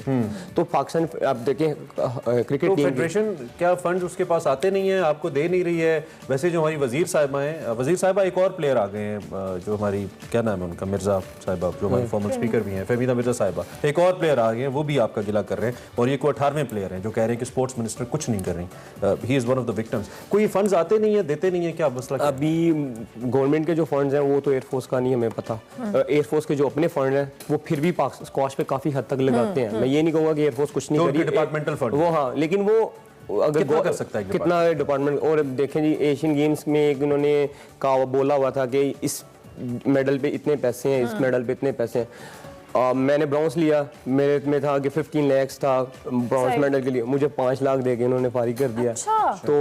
तो इस तरह तो गवर्नमेंट कर रही है। जैसे आपने खुद भी कहा कि चले फंड्स नहीं मिलते और आप लोगों को स्पॉन्सर भी नहीं किया जाता, आप लोग अपने ओन पे करते हैं। अभी आप ट्रेनिंग्स और स्क्वाश की गेम के हवाले से बात करते हैं कि चेंज हो गई है, दुनिया तो उन इंटरनेशनल स्टैंडर्ड्स पे खेल रही है, तो आप लोग जब जाते हैं तो उन इंटरनेशनल स्टैंडर्ड्स को या उन रूल्स को किस तरह से फॉलो करते हैं? बिकॉज आप लोगों की ट्रेनिंग तो उस तरह की नहीं है। देखिए, हम अपने लेवल, जो टैलेंट है पाकिस्तान में, टैलेंट की तो कमी नहीं है। टैलेंट के बहाव पे आप जितना जोर लगा सकते हैं, प्लेयर्स लगाते हैं, लेकिन एक टाइम पे आपको आके आपको वो चीज़ें चाहिए जो चीज़ें नहीं मिल रही। ठीक है, तो अगर आपने उस चीज़ को ब्रेक करना है तो आपको वो चीज़ें फॉलो करनी पड़ेगी। अगर मैं आपसे 2-4 सजेशंस ऑन कैमरा स्ट्रक्चर को लेकर, तनकीद तो अपनी जगह है, आपका गिला भी बजाया, आप हमारे हीरो है, नेशनल प्लेयर हैं, आप डिजर्व करते हैं, आप जो भी कहना चाहें, कुछ सजेशंस अगर आप करें कि ये चीज़ें कर लें, काइंडली कोई मशवरा आपके पास ऑन एयर कुछ देना? सबसे पहले तो पाकिस्तान को एक बेहतर फिटनेस ट्रेनर की ज़रूरत है। जैसे क्रिकेट ने भी चेंज किया है तो आपको प्लेयर्स की फिटनेस नज़र आ रही है। बिल्कुल। वो पहले तो आपको थोड़ा सा करोड़ रुपए की पिचेस मंगवा रहा है, फील्डिंग का इशू था। अब देखें, वो फिटनेस की वजह से, न्यूट्रिशन और स्क्वाश के जो कोचेस हैं उनको इंटरनेशनल जो उनके लेवल्स हैं, लेवल 1, लेवल 2, वो करवाएं ताकि उनको पता चले कि स्क्वाश क्या चाहिए। क्योंकि स्क्वाश पहले एंड्योरेंस की गेम थी, अब स्क्वाश पावर की गेम आ गई। तो टोटली चेंज हो गई। तो वो पहला जो काम ग्राउंड में होता था वो काम जिम में होता है। ठीक हो गया। Tayyab, thank you so much. और आप हमारे चैंपियन हैं, we are so proud of you कि आपने पाकिस्तान को इतने बड़े बड़े फॉरम्स पे रिप्रेजेंट किया और आप जीत कर आए हैं। हम उम्मीद करते हैं कि फेडरेशन और स्टेट को भी इस हवाले से होश आए कि जो हमारे इतने कीमती हमारे प्लेयर्स हैं, अपने ओन पर जाकर खेलते हैं, उनको सपोर्ट करें। सिर्फ क्रिकेट नहीं होती इस मुल्क में, और भी बहुत सारे स्पोर्ट हैं जिनको सपोर्ट की जरूरत है। Hats off to these players जो कि इतनी मुश्किलात के बावजूद भी खेल रहे हैं और परफॉर्म कर रहे हैं, और ओलंपिक जो मेडल्स लेके आ जाते हैं। उनसे जब हमारी बात हुई, जो हमारे गुजरांवाले ओलंपिक प्लेयर थे, उन्होंने कहा वो घर में ट्रेनिंग करते रहे हैं। बहुत सारे ऐसे, कितनी मिसालें देंगे आपको। इमरान खान साहब स्पोर्ट्समैन थे, एक चीज ठीक कर सकते थे, वो भी नहीं की। और स्पोर्ट्स का भी बुरा हाल है, चाहे कोई भी गेम है। ब्रेक लेंगे, ब्रेक के बाद हाजिर होंगे, आप देखते रहिए एक्सप्रेस। और अब वक्त हो जाता है सफर शर्त का, जिसमें आपकी मुलाकात करवाएंगे 2003 में K2 सर करने वाली फरा महमूद साहिबा से, जो कि एक बहुत ही बाकमाल ट्रैकर हैं। और उनकी बातें सुन के बहुत ज़बरदस्त इंकिशाफात भी होते हैं कि एक खातून इतना चैलेंजिंग काम भी कर सकती है। देखते हैं आज के सेगमेंट।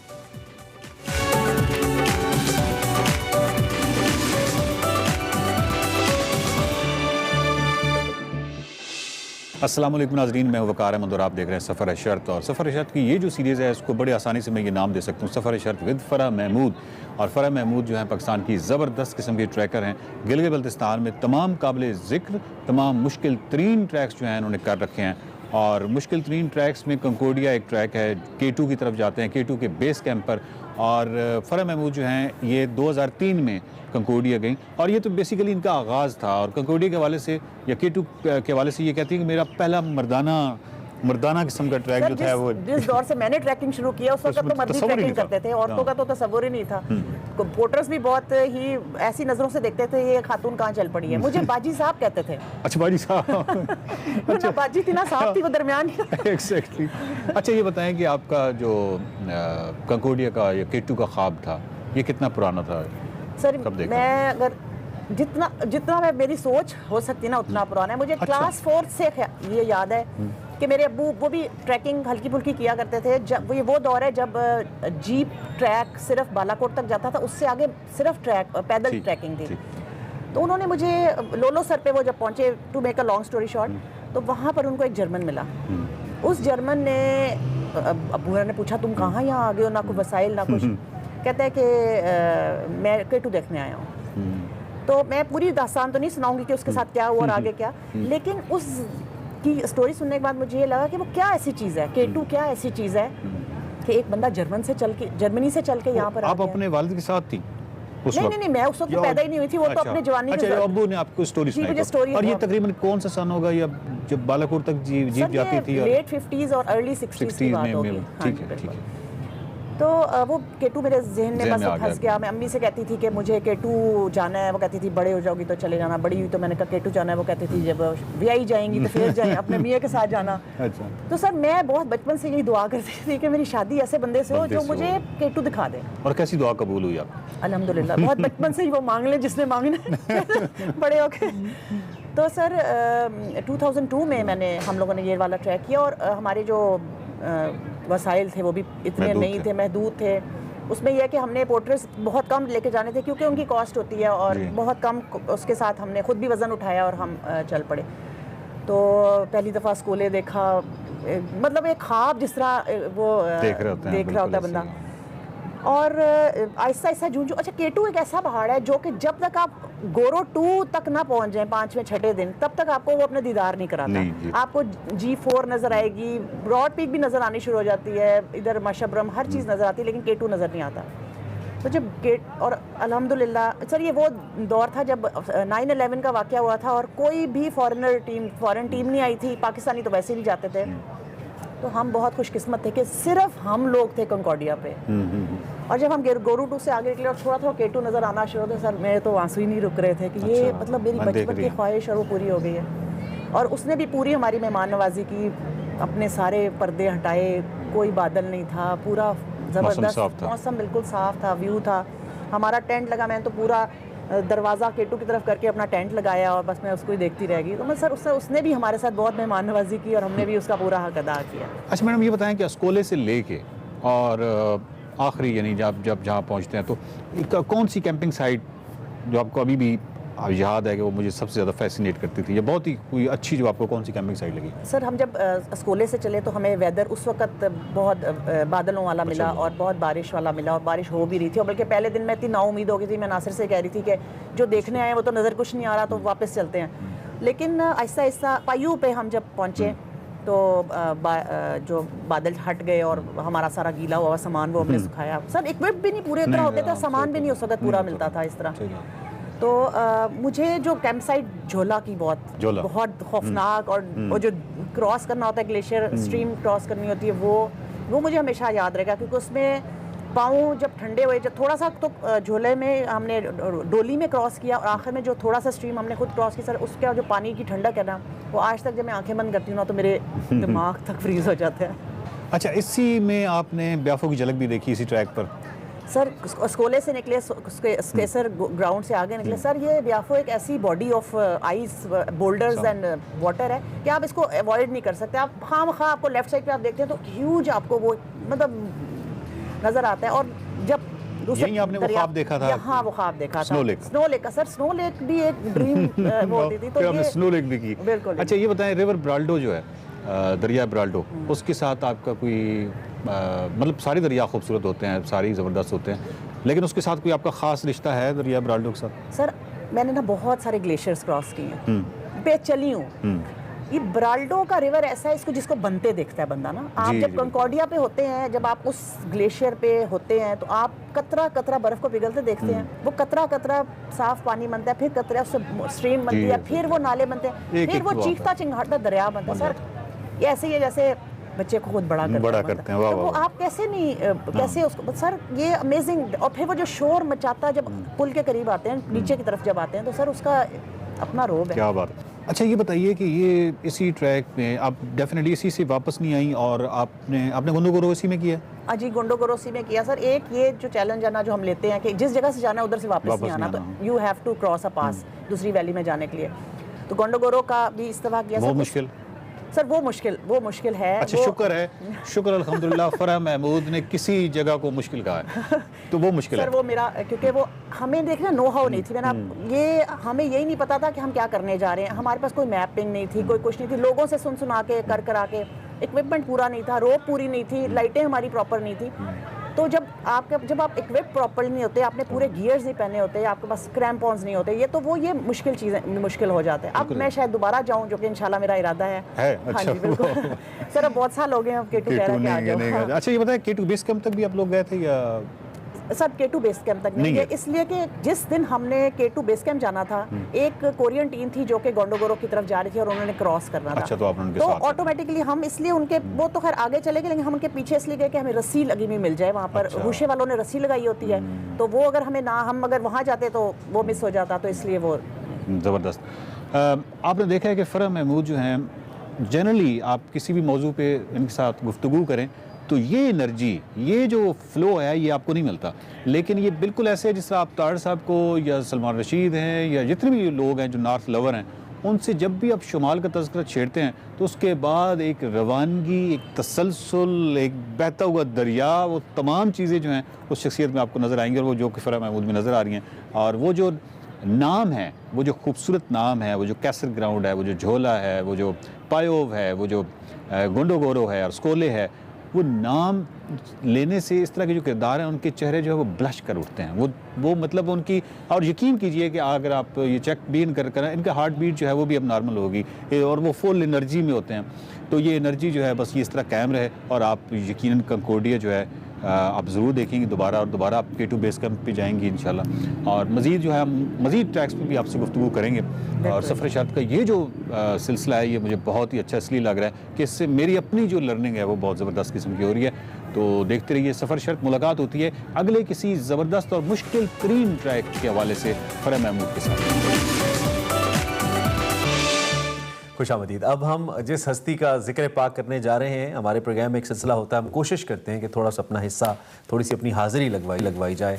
तो आज भी नबी करीम हज़रत मोहम्मद मुस्तफ़ा सल्लल्लाहु अलैहि वसल्लम के यार ख़ास, यार गार के हवाले से हमने आज बात करनी है, जिनसे बढ़कर नबी करीम सल्लल्लाहु अलैहि वसल्लम का कोई मिजाज शनास हमें तारीख़ इस्लाम में नज़र नहीं आता। हम खलीफा अव्वल सैयदना हज़रत अबू बकर सिद्दीक़ रज़ी अल्लाह तआला अन्हु की बात कर रहे हैं, और उनकी शख्सियत मुताहिर के हवाले से हमने बात करनी है। पैगम्बर इस्लाम के पहले खलीफा राशिद थे, अशरा मुबशरा में शामिल हज़रत अबू बकर सिद्दीक़ रज़ी अल्लाह तआला अन्हु अंबिया और रसूलों के बाद इंसानों में सबसे अफजल करार पाए। उनके हवाले से नबी करीम सल्लल्लाहु अलैहि वसल्लम ने ख़ुद फरमाया, आप हिजरत मदीना के वक्त आप सल्लल्लाहु अलैहि वसल्लम के रफ़ीक़ सफ़र भी थे, और उनका लक़ब नबी करीम सल्लल्लाहु अलैहि वसल्लम ने ख़ुद उनको अता फरमाया। और मर्दों में सबसे पहले इस्लाम कबूल करने का शर्फ़ भी उन्हीं को हासिल रहा, और बीबी आयशा सिद्दीक़ा के वालिद गिरामी भी हैं। सो इतनी बड़ी प्रोफाइल है, इतनी तारीफ़ें हैं कि जिक्र कम पड़ जाते हैं। इसी हवाले से अपने बिल्कुल प्रोफेसर नासिर महमूद हमारे साथ मौजूद हैं। बहुत शुक्रिया प्रोफेसर साहब कि आपने इस अहम मौजू पे, और ऑब्वियसली हमारे लिए बड़ी एक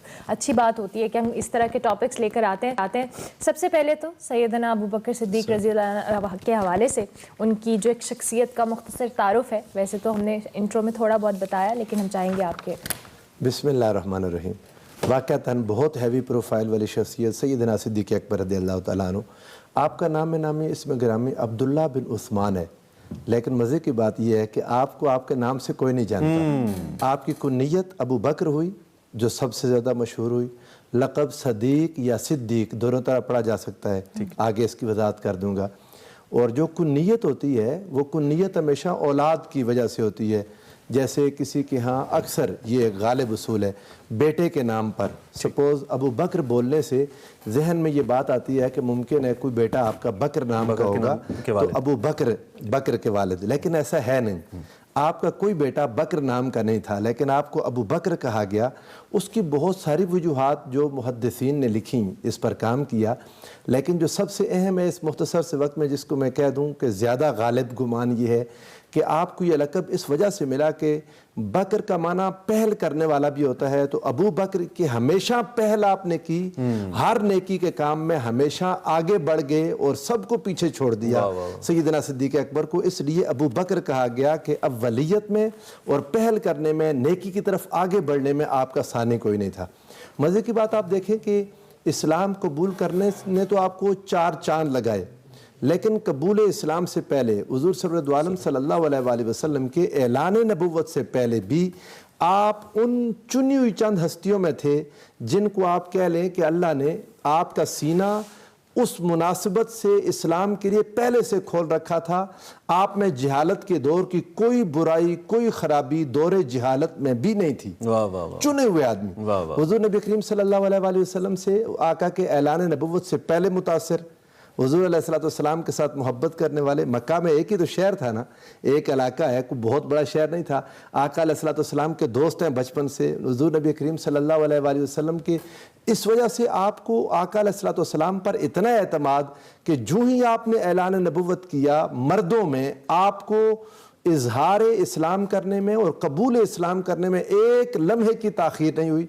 ना आका अलैहिस्सलाम से कोई मौजज़ा मांगा, ना हुज़ूर अलैहिस्सलाम से कोई सवाल किया, तस्दीक मांगी, फ़ौरन जो ही आका अलैहिस्सलाम ने। और आप इसको देखें, उनकी ये सोच कहाँ जाके ज़ाहिर हुई। जब आपको आका अलैहिस्सलाम का मेराज हुआ ना, तो मेराज उस दौर का बहुत ही एक अजीब वाक़या था। आप कह लें आज तो दुनिया पहुँच गई ना, जो एक आप कह लें कि लाइट की रफ्तार को दुनिया ने और इमेजिनेशन पावर, हाँ, सारी बहुत चीजें दुनिया आगे निकल गई। वो ज़माना जिसमें आका अलैहिस्सलाम ने मेराज का दावा किया कि मैं रात के इस लम्हे में मस्जिद हराम से मस्जिद अक्सा चला गया। अभी ऊपर की बात नहीं, वो सिदरतुल मुंतहा और आज तक की बातें नहीं हुई थी। इतनी बात जब मक्का वालों को पता चली कि रात के इस लम्हे में मैं जब वापस आया तो अभी रात बाकी है, वो कुंडी हिल रही है, बिस्तर गर्म है, पानी चल रहा है वज़ू का। लोगों को यकीन नहीं आया, दौड़े दौड़े हज़रत अबू बकर सिद्दीक़ रज़ियल्लाहु तआला अन्हु के घर गए। उनका ख्याल था कि आज तो सवाल उठेगा, ये बात तो कोई नहीं मान सकता, इतनी रफ्तार तो मुमकिन ही नहीं। जिस मर्जी सवारी पर चले जाएं, मस्जिद हराम से मस्जिद अक्सा सैकड़ों मील का फासला कैसे किसी ने तय कर लिया रातों रात? ये तो महीनों का सफ़र है। हज़रत अबू बकर के पास जब आए तो आपने उनसे पूछा, उन्होंने कहा कि अगर कोई शख्स ये कहे तो क्या तुम उसकी फिर भी तस्दीक करोगे? आपने कहा, पूछा कि बताओ कहता कौन है? उन्होंने कहा कि वह साहिबों का युहद्दिसु हाज़ा फी मस्जिद, ये तुम्हारे साहिब जिन्होंने तुम्हें सहाबी बनाया, वो ये बात कर रहे हैं, मस्जिद के अंदर बैठे लोगों को सुना रहे हैं। उन्होंने कहा अगर वो कह रहे हैं तो मैं तस्दीक करता हूँ, मैं इससे ज़्यादा मुश्किल बातों की तस्दीक कर चुका हूँ। उन्होंने पूछा वो क्या? उन्होंने कहा जिब्रील अभी गए अभी आए, ये मान चुका, तो हुजूर के जाने में मुझे क्या मुश्किल है मानना। फौरन तस्दीक कर दी। और जिब्रील अमीन से जब आका अलैहिस्सलाम ने कहा कि जिब्रील लोग शक करेंगे, मानेंगे नहीं इस बात को, उन्होंने कहा या रसूल अल्लाह अबू बकर मानेंगे, अबू बकर तस्दीक। तो आपकी ये तस्दीक करने की आदत सबसे पहले से ही थी। आका अलैहिस्सलाम ने जब दावत ईमान दी तो आपने फ़ौरन इस्लाम कबूल कर लिया। फिर अपने दीन पर हुजूर अलैहिस्सलाम की खातिर अपना जान माल खर्च करने की मिसाल ये है। आका अलैहिस्सलाम इनके माल को अपना माल समझते थे। हदीस सही अहादीस इस पर गवाह हैं। हुजूर अलैहिस्सलाम ने एक बार कभी इनसे पूछे बगैर इनका माल खर्च कर लेते थे। इतना कॉन्फिडेंस रसूलुल्लाह सल्लल्लाहु अलैहि वसल्लम का अबू बकर पर था। और कभी अगर पूछा हुजूर अलैहिस्सलाम ने, जब सारा माल खर्च कर दिया ना दीन इस्लाम की राह में, तो हुजूर अलैहिस्सलाम ने पूछा अबू बकर राजी हो? या रसूलुल्लाह क्या मेरा रब मेरी इस कुर्बानी को कबूल कर ले कि मुझसे राजी है? क्या मेरा रब मुझसे राजी है? ये आपकी खूबियां अगर इंसान देखे तो आप अपना सानी नहीं रखें। एक थोड़ा सा क्रिटिकल क्वेश्चन है, बट मैं पूछना चाहता हूँ कि हम शख्सी दर्जात के अंदर या असहाब के दर्जात के अंदर इस तरीके से अपने आप को तकसीम कर लेते हैं कि हम उन शख्सियात की जो वो शख्सी पहलू हैं जिनसे हमें सीखने की ज़रूरत है, उनको हम कहीं दरगुजर कर देते हैं। और हमें अजीब किस्म की बहस के अंदर उलझा दिया गया है कि कौन ज़्यादा नबी पाक के करीब था, कौन ज़्यादा। हम ये नहीं देखते कि हर शख्सियत जो नबी करीम सल्लल्लाहु अलैहि वसल्लम के पास रही है, चाहे वो चारों खुलफाए राशिदीन हैं, दीगर असहाबे अतहार हैं, उन सब की शख्सियत का एक अपना अपना खासा था, ख़ास थे शख्सियत के। और असल में उनके उन ख़ास का मतलब या मकसद ये था कि वो हम अपनाएं और नबी करीम सल्लल्लाहु अलैहि वसल्लम की ज़ात तक पहुँचे और फिर अल्लाह की ज़ात तक पहुँचे। ये कहीं खो जाता है, मकसद खो गया। मैं आपको दाद देता हूँ, मुझे मुझे बिल्कुल भी तवक्को नहीं थी, और अगर करें तवक्को तो आपसे ही की जा सकती है। इतनी मुश्किल बात को खूबसूरत अंदाज में बयान कर दिया, हल भी साथ दे दिया, हल भी साथ ही दे दिया आपने सवाल के अंदर। लेकिन जो असल बात है ना, वाक़यातन दुख वाली बात यह है कि जब इन झगड़ों में हम पढ़ते हैं कौन अफजल जी, हालांकि अफजलियत का फैसला करना हमारे ऊपर अल्लाह रसूल ने छोड़ा ही नहीं। ठीक, हर कोई अपनी अपनी खूबियों में अफजल है, बिल्कुल हर किसी में वो खूबियां हैं जो दूसरे में नहीं है। जिसकी बात भी हम होगी, हम जब उसको पढ़ेंगे रसूलुल्लाह सल्लल्लाहु अलैहि वसल्लम की नज़र से हम क्यों नहीं देखते? इन असहाबे कराम को, अहले बैत अतहार को हम रसूलुल्लाह सल्लल्लाहु अलैहि वसल्लम की नज़रों से देखें। आकाए दो जहां इनसे कैसे मोहब्बत करते थे, और फिर ये सारे एक दूसरे से कैसे मोहब्बत करते थे। जब हम एक ऐसी गैर ज़रूरी बहस में पड़ गए, मैं आज ये बात, आपने जो क्रिटिकल क्वेश्चन किया तो क्रिटिकल आंसर दे दूँ। मैं ये बात कहता हूँ, कोई जिस भी सहाबी को खुलफाए राशिदीन में से जिसको भी अफजल कहे वो मुसलमान है, वो सही उल अकीदा है। ठीक, बिल्कुल सही, जिसको भी कहे, ये मिजाज की बात है, सारे ही अफजल हैं। और अगर कोई इस बात पर रुक जाए, तवक्कुफ करे कि जी कोई हमें नहीं पता, सारे ही अफजल हैं, वो भी दुरुस्त है। कोई एक का नाम ले ले, वो भी दुरुस्त है। इसमें झगड़े वाली बात है ही कोई नहीं, क्योंकि सारे अपनी जात में एक बेहतरीन नमूना है। झगड़े वाली बात है ही कोई नहीं। यानी आप एक ऐसे गैर जरूरी झगड़े में उम्मत को फंसा दिया, इसी को तो 5th जनरेशन वार कहते हैं। ऐसे ट्रिवियल मैटर्स में इनको फंसा दो कि वो लोग समझे कि हम दीन की खिदमत कर रहे हैं, हालांकि वो दीन के साथ दुश्मनी कर रहे हैं और बिगाड़ का बायस बन, बिगाड़ का बायस। ठीक है, बिल्कुल। आखिर में क्योंकि सिद्दीक़ अकबर रज़ी अल्लाह तआला अन्हु की शख्सियत के हवाले से आपने कुछ उनके औसाफ हमारे सामने रखे, तो पैगाम क्या हो सकता है आप रज़ी अल्लाह अन्हु की शख्सियत को लेकर आजकल के लोगों के लिए, हम सब के लिए क्या लर्निंग हो सकती है? पैगाम ये है कि हुज़ूर नबी करीम सल्लल्लाहु अलैहि वसल्लम की ज़ात बाबरकात के साथ ऐसा इश्क कि जिसकी कोई मिसाल ना दे सके। इश्क मुस्तफ़ा का दूसरा नाम सिद्दीक़ अकबर है रज़ी अल्लाह तआला अन्हु। आका अलैहिस्सलाम की ज़ात बाबरकात के साथ ये जो एक पैगाम है ना, दुनिया को याद रख लेना चाहिए कि हमारी गैर मशरूत वफादारी और लामहदूद मोहब्बत, गैर मशरूत मोहब्बत और लामहदूद वफादारी सिर्फ और सिर्फ हुजूर सरवर दो आलम सल्लल्लाहु अलैहि वसल्लम के साथ। ये पैगाम सिद्दीक़ अकबर रज़ियल्लाहु तआला अन्हु की ज़ात है। अगर घर का सारा माल खर्च कर दिया, अपना सब कुछ कुर्बान कर दिया। मैं एक बात आपसे कहूँ, वो जो एक रजुल मुमिनुम मिन आले फ़िरऔन था, हज़रत मौला अली शेर खुदा ने बयान किया। आपने फरमाया कि वो आले फ़िरऔन का वो शख्स कहता था कि इस नबी को क्यों कत्ल कर रहे हो जिसने कहा कि मेरा रब अल्लाह है। वो ईमान छुपाता था, कुरान कहता है। हज़रत मौला अली अल मुर्तज़ा ने कहा, अबू बकर वही शख्स हैं रजुल मोमिन रसूलुल्लाह सल्लल्लाहु अलैहि वसल्लम के असहाब में, वहाँ मोमिन ने ईमान छुपा लिया था। अबू बकर ने अपना ईमान भी जाहिर किया और रसूलुल्लाह सल्लल्लाहु अलैहि वसल्लम की तरफदारी में, हुज़ूर अलैहिस्सलाम की हिमायत में और आका की नुसरत में हमेशा इस तरह आगे आगे रहे कि हुज़ूर नबी करीम सल्लल्लाहु अलैहि वसल्लम को कोई तकलीफ न पहुंचे। कोई तकलीफ भी आए तो अबू बकर को पहले पहुंचे, रसूलुल्लाह सल्लल्लाहु अलैहि वसल्लम तक न पहुंच सके। तो अगर ये वफादारी उम्मत को मिल जाए आका दो जहां के साथ, ये वफादारी, तो ये सिद्दीक़ अकबर की ज़िंदगी का खुलासा है। क्या बात है, क्या बात है साहब। थैंक यू वेरी मच, बहुत शुक्रिया। यकीन मानिए ईमान ताज़ा हो जाता है, बातें मुख्तसर होती हैं, चंद लम्हों के लिए होती है, बहुत ही अच्छा लगता है। आपका बहुत शुक्रिया, आपने वक्त और हमारे साथ तशरीफ़ लाए। सिद्दीक़ अकबर रज़ी अल्लाह तआला अन्हु खलीफा अव्वल, उनकी ज़ात मुक़द्दसा के हवाले से हम बात कर रहे थे, उनके औसाफ की बात हम कर रहे थे, और ये वक्त तो क्या उनका जस्टिफाई करेगा इस मौजू के साथ, लेकिन हमने कोशिश की कि इस हवाले से बात हो। ब्रेक लेंगे, ब्रेक के बाद हाजिर होंगे। देखते रहिए एक्सप्रेसो।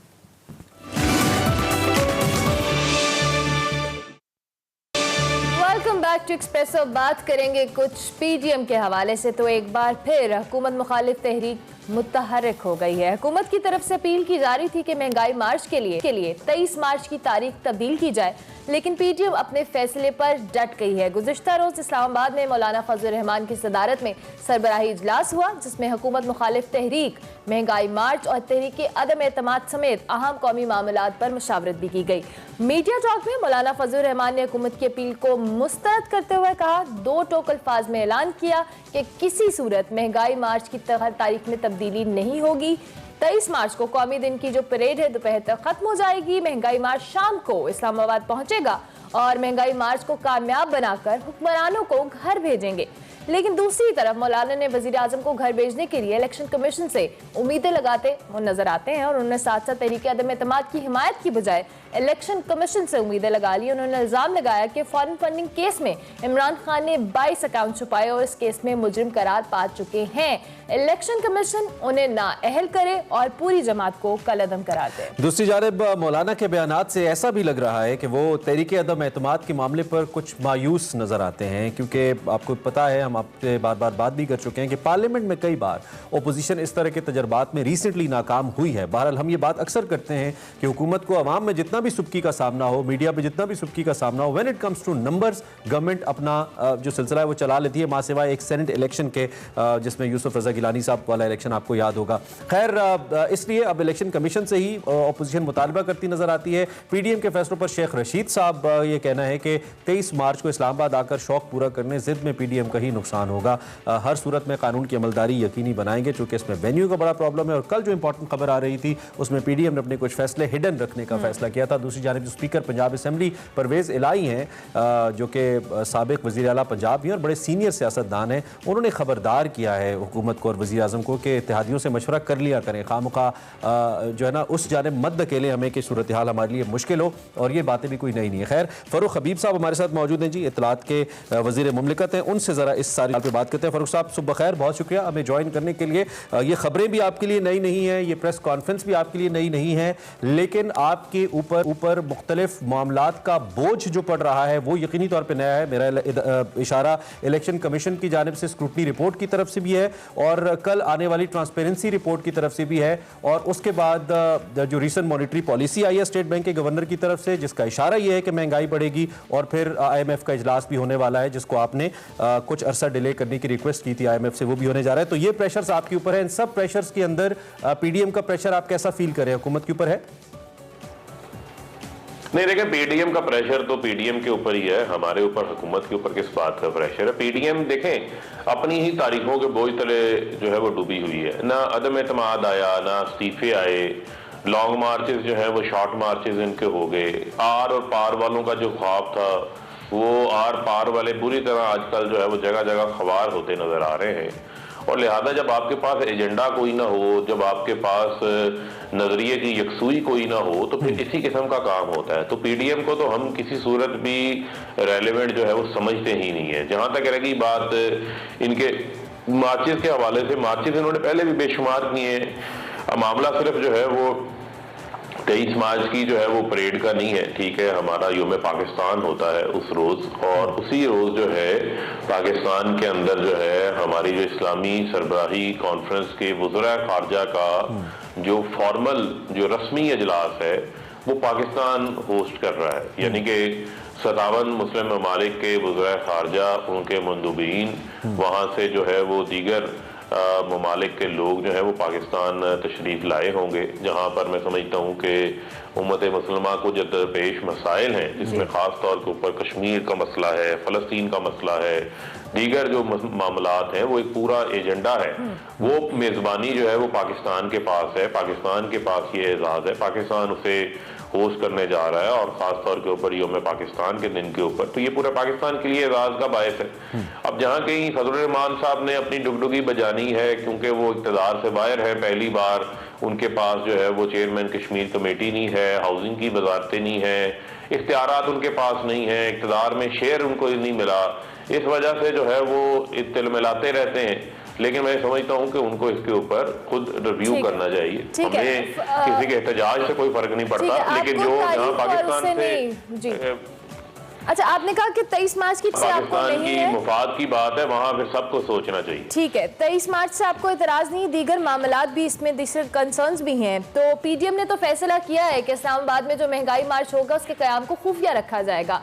अगर पीटीएम धरना देती है, रेड जोन की तरफ जाती है, तो पीटीआई की क्या आपकी हुकूमत की वही स्ट्रैटेजी होगी जो नून लीग की हुकूमत की आपके टाइम पे थी जब आप लोगों ने धरना दिया था?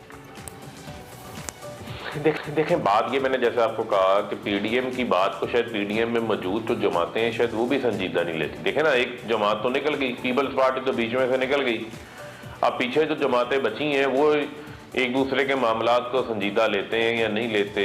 दूसरा ये है कि इनको एक दूसरे के ऊपर एतमाद भी नहीं है, एक दूसरे के ऊपर अदम एतमाद का भी इजहार करते रहते हैं। तो मुझे नहीं लगता कि कोई इनके पास किसी किस्म का कोई संजीदा एजेंडा है, कोई संजीदगी से किसी चीज़ को चलाना चाहते हैं। तो लिहाजा हमें इससे किसी किस्म का कोई फर्क नहीं पड़ता, और जो भी है कानून के दायरे में रह के एहतजाज करें, हमें कोई एतराज नहीं। ठीक है। अच्छा, अब एक अकाउंटेबिलिटी एक बड़ा इंपॉर्टेंट सवाल है, और अकाउंटेबिलिटी के ऊपर आपका भी अकाउंटेबिलिटी की बेस पे आप लोग इलेक्शन लड़के, आप जैसे यंग जो पार्लियामेंटेरियंस हैं वो भी पार्लियामेंट के अंदर आए, लेकिन उसमें बड़े सीरियस सवाल आते हैं। ये सवाल तो ट्रांसपेरेंसी इंटरनेशनल ने उठाया, लेकिन इससे पहले आपको पता है पाकिस्तानी अदालतें भी हमारे अकाउंटेबिलिटी के इदारों के ऊपर, खासतौर पर इदारे नैब के ऊपर बड़े सीरियस क्वेश्चन उठा चुकी हैं हमारी अदालतें और सुप्रीम अदालतें कि वो कोई काम नहीं करते या उनसे खैर की तवक्को नहीं है। कुछ बादियों नज़र में इस किस्म के बयानात हैं। इसको लेकर आप, क्योंकि एक जानिब आपको कमजोर अपोजिशन का भी सामना है, शेख रशीद मुसलसल कहते हैं कि Imran Khan is lucky enough to have a weaker opposition, तो फिर आपकी हुकूमत किसको जवाब दे है जिसकी बेस पे, क्योंकि ट्रांसपेरेंसी रिपोर्ट को भी आप रिजेक्ट कर रहे हैं कि ये फाइनेंशियल करप्शन की रिपोर्ट नहीं है, और दीगर मामलात के अंदर भी आप कहते हैं कि इसका ताल्लुक हमसे नहीं है। अवाम कहते हैं महंगाई है, हुकूमत के तर्जुमान कहते हैं महंगाई नहीं है, इवन वज़ीर आज़म भी कहते हैं कि हर घंटे बाद उन्हें पता है कि महंगाई नहीं है। तो फिर अकाउंटेबल किसको ठहराएं फारूक हबीब साहब, सवाल किससे करें? देखिए, दो चीजें। एक आपने बात की अकाउंटेबिलिटी की। पहली बात तो आप ये क्लियर कर लें कि इस मुल्क के अंदर अकाउंटेबिलिटी यानी कि जिसने पैसा लूटा हो, करप्शन की हो और वो ताकतवर हो, उसके ऊपर हाथ डालने का तसव्वुर आज तक नहीं था। और ये अगर कोई ताकतवर आता था, यानी परवेज मुशर्रफ जब आए तो वर्दी के अंदर थे, नवाज शरीफ जैसे लोग जिन्होंने मुल्क को लूटा हुआ है दोनों हाथों से, वो परवेज मुशर्रफ से भी 10 साल का एनआरओ लेके मुल्क से रफू चक्कर हो गए थे और बाहर बैठे रहे। और उसके बाद आपके इल्म में है कि $27 मिलियन जो है वो सिर्फ हमें ब्रॉडशीट में इनके एनआरओ की कीमत अदा करना पड़ी, वहां पर जो इनके बैरून मुल्क असासे हैं। और जहां तक रह गई बात इमरान खान की, इमरान खान वो वजीर आजम है जो वजीर आजम बनने से पहले अपनी 40 साल कमाई का हिसाब देकर आए हैं, 60 डॉक्यूमेंट देकर आए हैं। इमरान खान ने तो कतरी खत का मजाक नहीं किया था ना वो जाली ट्रस्ट डीड बना के लेकर आए थे। उन्होंने जो लंदन फ्लैट्स बनाया वो पैसा बैंकिंग चैनल से पाकिस्तान लेकर आए, ये भी एक एस्टैब्लिश फैक्ट है। इमरान खान ने अपने स्वाबदीदी फंड्स खत्म किए, ये भी एस्टैब्लिश फैक्ट है। इमरान खान ने अपने घर का, वज़ीर आज़म सेक्रेटेरिएट का खर्चा जो है वो कम किया, 1 अरब रुपया 3 साल में बचाया, वो भी एक फैक्ट है। लेकिन अब आप आ जाए अकाउंटेबिलिटी के ऊपर। अब आप आ जाए अकाउंटेबिलिटी पे, मैं थोड़ा सा आपको एक्सप्लेन कर दूं। देखिए, जहां तक रही बात ट्रांसपेरेंसी इंटरनेशनल के हवाले से, ये एक परसेप्शन इंडेक्स है, 1600 लोगों से इसका जो है वो सर्वे किया गया। इसमें सिर्फ एक रिपोर्ट है जो इकोनॉमिक इंटेलिजेंस यूनिट की एक रिपोर्ट है, उसमें 17 दर्जे तंजली है, उसका हम जायजा ले रहे हैं कि उसमें उन्होंने किन किन फैक्टर्स को रखा है। लेकिन इसमें हम विंडिकेट होकर निकले हैं, इसमें हुकूमत के ऊपर किसी किस्म की फाइनेंशियल करप्शन का तज़किरा नहीं है। आप पिछली हुकूमतें देखें तो उनके ऊपर डॉक्यूमेंट्रीज आती थी, उनके ऊपर कभी पनामा, लेकिन फारूक साहब इस रिपोर्ट का जो मैंडेट है, इस रिपोर्ट का जो मैंडेट है उसके अंदर 3 नुकात वाज़े तौर पे फाइनेंशियल करप्शन और फाइनेंशियल एम्बेजलमेंट के हवाले से हम सुबह इन डिटेल्स पे बात कर चुके हैं। चले, मेरा सवाल अगला आपसे ये है कि अगर आपकी 3 साल के अंदर, मैं आपको इमरान आपको क्लियर कर देता हूँ। देखिए इमरान, जब सवाल पूछा जाता है तो उसका एक ब्रॉडर पर्सपेक्टिव होता है। मुझे सिर्फ आप ये बता दें उस रिपोर्ट में से देखकर जहां फाइनेंशियल करप्शन का या एम्बेजलमेंट का जिक्र है उसके ऊपर लोगों ने क्या राय दी है। 89% लोग कहते हैं कि हुकूमती सतह के ऊपर 89%, ये उसी रिपोर्ट में लिखा हुआ है, 89% लोग कहते हैं कि हुकूमती सतह के ऊपर किसी ने कोई काम करवाने का हमसे कोई पैसा नहीं लिया। यहाँ पर इस्लामाबाद के अंदर इमरान खान की हुकूमत के अंदर किसी फाइल का कोई काम फरोख भाई इतना बड़ा कोई हुआ भी तो नहीं है ना, डेवलपमेंट प्रोजेक्ट इतना बड़ा कोई हुआ भी तो नहीं है जिसकी बेस पे हम ये बात करें। लेकिन मेरा सवाल, कोई इमरान नजर नहीं आती। अच्छा, मेरा सवाल है, 10 डैम्स बन रहे हैं भाई, सेहत कार्ड आ गया है, हाउसिंग का प्रोजेक्ट चल रहा है, 10 बड़े डैम्स बन रहे हैं, 900 अरब रुपए की जो है वो डेवलपमेंटल पैकेज चल रहा है। हमने क्या पैसे नहीं बचाए, हम रेकोटेकी के अंदर पैसे नहीं बचाए, हमने क्या कारके के अंदर पैसे नहीं बचाए। अच्छा, आपने जो कि अकाउंटेबिलिटी का जो पॉइंट छेड़ा है, इस पे मेरा सवाल ये है कि अगर अकाउंटेबिलिटी का प्रोसेस आपने इतने अच्छे तरीके से किया है, बड़ी बड़ी शख्सियात पे हाथ डाला है, तो आपकी अकाउंटेबिलिटी करने वाले मुशीर मुस्ताफी क्यों हो गए? फिर वैसे ही हो गए? नहीं, देखें बात ये, देखें बुनियादी तौर के ऊपर फिर मैं आपको कहूंगा जो एहतसाब का मामला है इसको भी डिस्कस कर लेते हैं। खाली एहतसाब जो है वो इमरान खान की रिस्पॉन्सिबिलिटी नहीं है, करप्शन के खिलाफ पूरा माशरा लड़ता है, आपकी भी रिस्पॉन्सिबिलिटी है, मीडिया की भी रिस्पॉन्सिबिलिटी है। यहाँ तो पिछले 30 साल में कौम को यह सिखाया जाता रहा खाता है तो लगाता है, सारी अखलाकियात का लेवल नीचे लेकर आगे पूरे निजाम को करप्ट बनाया गया। मुझे आप ये बताएं कि क्या ये फैक्ट नहीं है कि एक साबिक chief justice Lahore high court ने एहतसाब अदालत के जहां शरीफ खानदान के केसेस चल रहे थे, शहबाज शरीफ के टीटीज के, उनके 3 जजेस को ट्रांसफर कर दिया, 6 महीने अदालत जो है वो फंक्शनल नहीं हो सकी। FIA में केस कभी बैंकिंग कोड में जाना है, कभी एंटी करप्शन के अंदर जाना है। बेजा इल्तवाओं के पीछे जब ये छुपते हैं तो उस वक्त एहतसाब के अमल को ही जो है वो स्लो किया जाता है, उसी को जो है वो मुशीर एहतसाब को क्यों हटा दिया आपने? वो तो बड़ी डिटेल में आके मीडिया को भी बताते थे, वो तो बड़ा एक्टिवली काम कर रहे थे नवाज शरीफ को वापस लाने के लिए, उनको आपने हटा ही दिया। अब जो भी साहब नए आएंगे वो नए से प्रोसेस शुरू करेंगे। इतना तो वक्त नहीं है आपके पास कि आप ये सब कर पाएंगे, टाइम कम है। नहीं देखें, फिर मैं आपको कहूँ, देखिए फिर मैं आपको, इदारे अपनी जगह के ऊपर मौजूद हैं, प्रोसेसेस अपनी जगह पे मौजूद हैं। हम एहतसाब के अमल को किसी एक शख्स के साथ जो है वो नफी नहीं कर सकते। ये जिन्होंने मुल्क को लूटा है उन्होंने कानून के नीचे आना है। और सबसे बड़ी जो चीज हम लेकर आ रहे हैं वो है हमारा क्रिमिनल लॉ की रिफॉर्म्स, जो काबीना ने कल मंजूरी दे दी है। आइंदा वो पार्लियामेंट के इजलास में पेश होने जा रही है। और मैं ऑपोजिशन को कहने लगा हूँ कि अब आपके पास राह फरार नहीं है। आज तक आपने किसी रिफॉर्म में हुकूमत का साथ नहीं दिया, अब आपको कौम देखेगी कि आप जो है वो दाएं जानिब खड़े होते हैं, बाएं जानिब खड़े होते हैं, क्योंकि ये रिफॉर्म्स पाकिस्तान की आवाम को सस्ता और फौरी इंसाफ पहुंचाने के लिए है। ठीक हो गया। अच्छा फारूक हबीब साहब, चले चैलेंजेस आपको भी हैं, लेकिन साथ साथ एक बड़ा चैलेंज इत्तेहादियों के हवाले से भी है। परवेज इलाही साहब ने एक बार फिर शिकवा किया है कि बड़े फैसलों में आप इत्तेहादियों से मशावरत नहीं करते और इसी वजह से इत्तेहादियों को आप अपोजिशन कैंप्स की तरफ धकेल रहे हैं। तो क्यों इत्तेहादियों से मशावरत नहीं की जाती? बड़े सीजन सियासतदान हैं परवेज इलाही साहब, और उन्होंने बड़ी अच्छे मुफीद मशवरे भी दिए हैं प्राइम मिनिस्टर को। थोड़ा ठंडे दिमाग के साथ जो कह ले जो बयानात थे उससे ग्रेस करने से भी कहा है। तो मुशावरत को लेकर और ये जो मशवरे उनके हैं उस हमेशा क्यों नाराज रहते हैं आपसे किसी न किसी नुक्ते पे? नहीं देखिए, बात यह है जो इत्तेहादी होते हैं, आपको तो इल्म में है कि हमारा एक उनके साथ एक अलायंस में है और उनके 2 वजीर भी हमारी काबीना का हिस्सा हैं, खुद वो स्पीकर हैं, सूबाई असम्बली में भी वजारतें जो है उनके पास हैं और उनको हमेशा जो है हम साथ लेके चले हैं। अब बल्दियाती इलेक्शन का मामला था तो बल्दियाती इलेक्शन के अंदर जो उनकी तजावीज़ थी उनको हमने इनकॉर्पोरेट किया उस कानून के हवाले से भी। तो मैं नहीं समझता कि किसी किस्म का जो है वो कोई कम्युनिकेशन का भी जो है वो खला है। बाकी जाहिर बात है उनकी एक अपनी जमात है, एक अपनी सोच है, राय देने के अंदर वो आज़ाद है। नहीं, किसी किस्म की कोई नाराजगी नहीं है। नाराजगी तो उस वक्त हो कि जब उन्होंने वोट ना दिया हो। अभी हालिया दिनों में उन्होंने जो सप्लीमेंट्री बिल आया था अमेंडमेंट का फाइनेंस बिल के अंदर, उसमें उन्होंने वोट भी दिया है, हुकूमत के इत्तेहाद के साथ खड़े। बाकी मैंने आपको कहा सबकी अपनी राय है, अपनी राय का इजहार करने के ऊपर तो किसी के ऊपर कोई पाबंदी नहीं। ठीक है Farooq sahab, getting back to the PDM, कोई चैलेंज नहीं है आपके लिए 23 मार्च को आ जाए, 23 अप्रैल को आ जाए, 27 फरवरी को आ जाए, कोई चैलेंज नहीं है आपके लिए? यू आर एब्सोल्युटली काम एंड कूल। देखें, मैंने तो आपको कहा ना कि वो कहते हैं ना mind over matter, they don't matter and I don't mind. मसला ये है कि हमें जो है वो इशू ही नहीं, हम उनको कंसीडर ही नहीं करते इस हवाले से। उसकी रीज़न ये है कि जो पाकिस्तान की आवाम है वो इनके साथ नहीं खड़े। उनके इल्म में है कि इमरान खान की जितनी एफर्ट्स हैं वो खुलूस नीयत से काम कर रहे हैं। हमें 70 साल का मुल्क जो है वो टूट फूट का शिकार मिला, इदारे टूट फूट का शिकार मिले, मुल्क बैंकरप्सी के ऊपर मिला। आज मुल्क की एक्सपोर्ट में तारीखी इजाफा हुआ है। तो फिर अगर आपको कोई खतरा नहीं है तो हमारे प्राइम मिनिस्टर इमरान खान साहब को जॉब क्रिएशन हो रही है। इमरान खान साहब को ये कहने की हैंडल किया, इमरान खान साहब को ये कहने की जरूरत क्यों पड़ी कि अगर मैं निकल गया ना तो मैं ज्यादा खतरनाक हूँ? उनको खतरा है किसी से कि निकल जाएंगे, कोई निकाल देगा उनको, या खुदा न खास्ता ऐसी कोई बात है? वो तो देखें आपने देखा कि उस मैसेज के बाद अपोजिशन जो है वो कितनी तिलमिलाई है। तो जाहिर बात है कि इमरान खान साहब का उनको इल्म तो है कि पाकिस्तान के अंदर जो सबसे ज़्यादा आवाम को निकाला है, सबसे बड़े जो इज्तिमात हैं, अवामी मोबिलाइजेशन है, वो इमरान खान से बड़ी किसने की है? मुझे आप ये बता दें। 3 बार तो मीनार पाकिस्तान हमने भरा है। तो बुनियादी तौर के ऊपर तो उनका पैगाम उस करप्ट टोले को है जो ये चाहता है कि किसी तरीके से इमरान खान हमारे रास्ते से हटे, किसी तरीके से हमें किसी किस्म का जो है कोई NRO मिल जाए। तो ये पैगाम वज़ीर-ए-आज़म साहब ने उनको वादे दिया कि आपका पीछा जो है वो किसी सूरत नहीं जो है। ठीक है, चलिए आखिरी सवाल मेरा, आप चूंकि मुसलसल प्राइम मिनिस्टर ने भी अभी रिसेंट इंटरेक्शन में कहा कि थोड़ा सा सब्र और कर लें, जब उनसे कहा गया कि क्या अब घबरा लें तो उन्होंने कहा थोड़ा सा सब्र और कर लें।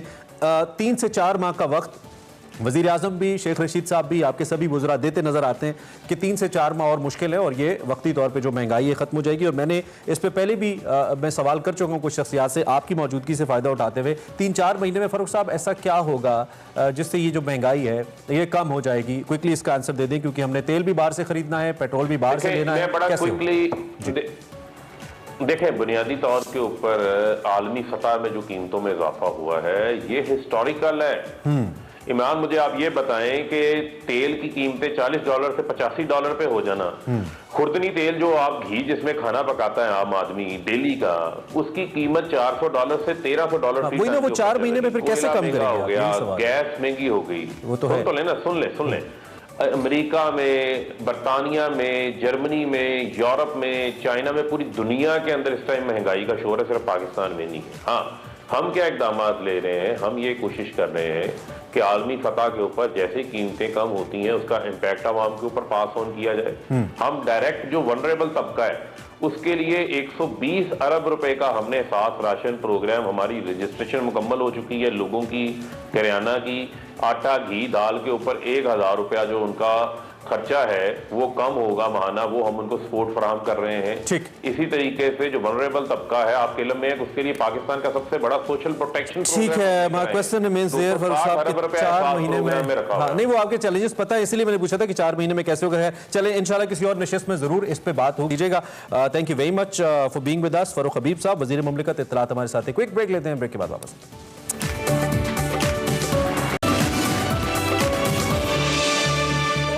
Back to Expresso. चूंकि सर्दी बहुत पड़ी है, सर्दी बहुत पड़ी है, टर्की की बात करें, सर्दी बच गई है बिल्कुल। तुर्की और यूनान के हवाले से इंडिया नवे शो आपको बताते हैं, भाई तबाही हो गई है वहां पे, तबाही मची है। इस्तांबुल में तूफान से निजाम जिंदगी मफलूज हो गई। ये मनाजिर देखें जरा, ट्रैफिक का निजाम बुरी तरह धर्म भरम हुआ है, फेरी सर्विस भी मुअत्तल कर दी गई है। जो गवर्नर इस्तांबुल है उन्होंने ट्रैफिक में फंसे शहरियों से गाड़ियों की चाबियां मुतल्लिका हुकाम के हवाले करके उन्हें महफूज मकामात पर उनसे जाने की अपील कर दी है। मसाजिद के दरवाजे खोल दिए गए हैं ताकि लोग वहां पर पनाह ले सकें। और इस्तांबुल एयरपोर्ट के जो गोदाम है इसकी छत कल उस दबाव की वजह से गिर गई, जो बर्फबारी की वजह से हुआ। रनवे पर बर्फ की तह जम चुकी है। कल सुबह 4 बजे तक जो एयरपोर्ट पर फ्लाइट ऑपरेशन है वो मुअत्तल कर दिया गया है। सड़कों पर बर्फ पड़ने से 4600 अफराद फंस गए हैं, जबकि 6700 अफराद ने शेल्टर्स में भी पनाह ले रखी है। दूसरी जानिब यूनान के दारुल हुकूमत एथेंस में ट्रैफिक ट्रेन और बस सर्विस मुअत्तल कर दी गई है, जबकि खराब मौसम के बायस ट्रैफिक हादसे में 6 अफराद भी जख्मी हो गए हैं। कई इलाकों में सड़कें बंद हैं, बिजली का निजाम भी धर्म भरम है और साहिलों पर भी बर्फ की तह जम गई है। लेकिन हमें सीखने की जरूरत है कि सिस्टमैटिक तरीके से सड़कें साफ की जा रही हैं, मरी की तरह लोगों को मौसम के रहमो करम पे नहीं छोड़ा जा रहा। This is something. चलें जनाब, अभी हम आपसे इजाजत लेंगे। उम्मीद करते हैं कि आपका दिन अच्छा गुजरेगा आज पूरा दिन। हमें फीडबैक जरूर दीजिएगा। कल आपसे फिर मुलाकात होगी एक नए शो में, तब तक के लिए अल्लाह हाफिज।